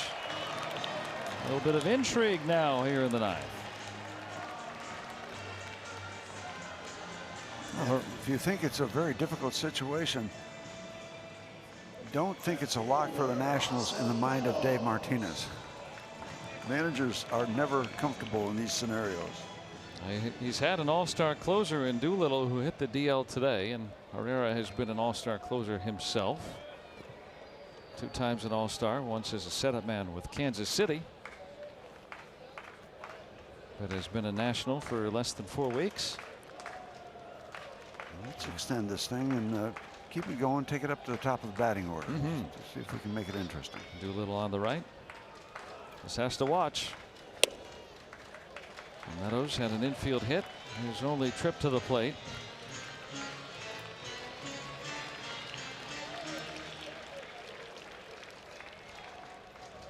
Need another base runner to bring the tying run to the plate. Pitcher spot due next. That one hit just wildly enough. And everyone's going to be safe. How about the English on that ball? That was a cue shot. But now it becomes quite intriguing. This ball came off the bat so funny. Yeah, at the serpentine. Watch it hit the ground. I was surprised Turner just handled it. I was wondering if he would just pick it up cleanly. See it spinning in his glove? Took a shot over the third base in case they was going to make a big turn. Derek Lilliquist out to assess the situation. 2 straight men reach with 2 outs. And with the pitcher spot up, Francisco Cervelli will pinch hit. And it gets very interesting.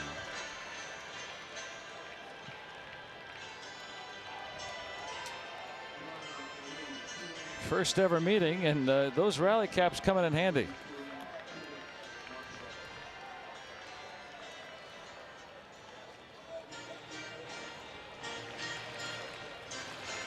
Cervelli with 3 career grand slams. If he leaves the yard, the Pirates will have tied it. Simple math. It's the off-speed pitch. Start off the bat. Maybe capturing an improbable moment with 2 outs. Launching a terrific comeback. Now he's in the hole, 2 strikes. How about that, going from 80 miles an hour to 96.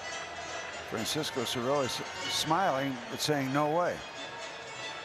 Well, it looked like it was in the zone, and he may have even swung at it. Yeah, but Cervelli thought it was neither. A pitcher's pitch, if you will.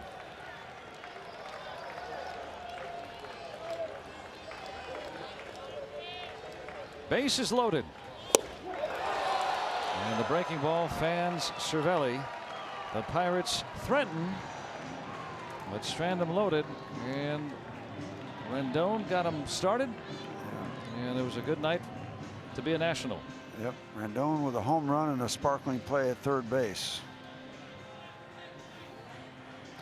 Tough night for the Pirate bats as they scored early and often last night early. But couldn't get much more, couldn't get any more after that, and it just one kind of tainted run tonight.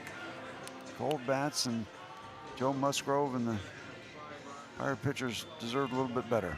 I agree. Well, the winner will take the series tomorrow afternoon. See who's shaking hands at the end of that. And Rendon with the home run tonight as the Nats take down the Pirates 5-1. And let's now go out to Rob and Josh. Joe and Steve, thanks very much. The Pirates just trying to put together some good ball. They were looking for their first 3-game winning streak since all the way back in the middle of June. That was the last time they won 3 straight games. Didn't happen here tonight. And as they say, they'll try to get something going again tomorrow. Tough one for the Buccos tonight.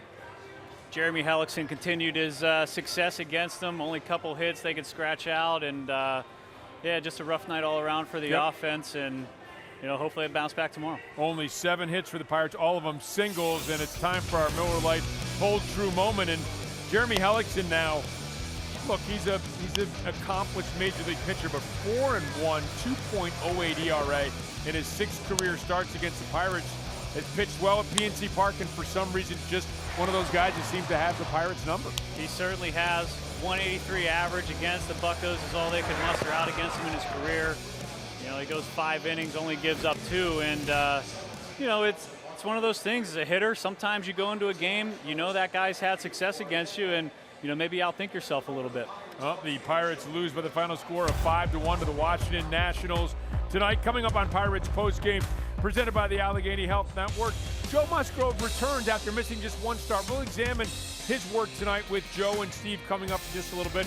You're going to hear from manager Clint Hurdle as well following tonight's loss. And we'll also have many topics to discuss with Joe Musgrove, including the continued good work of Tyler Glasnow. All that and more coming up next.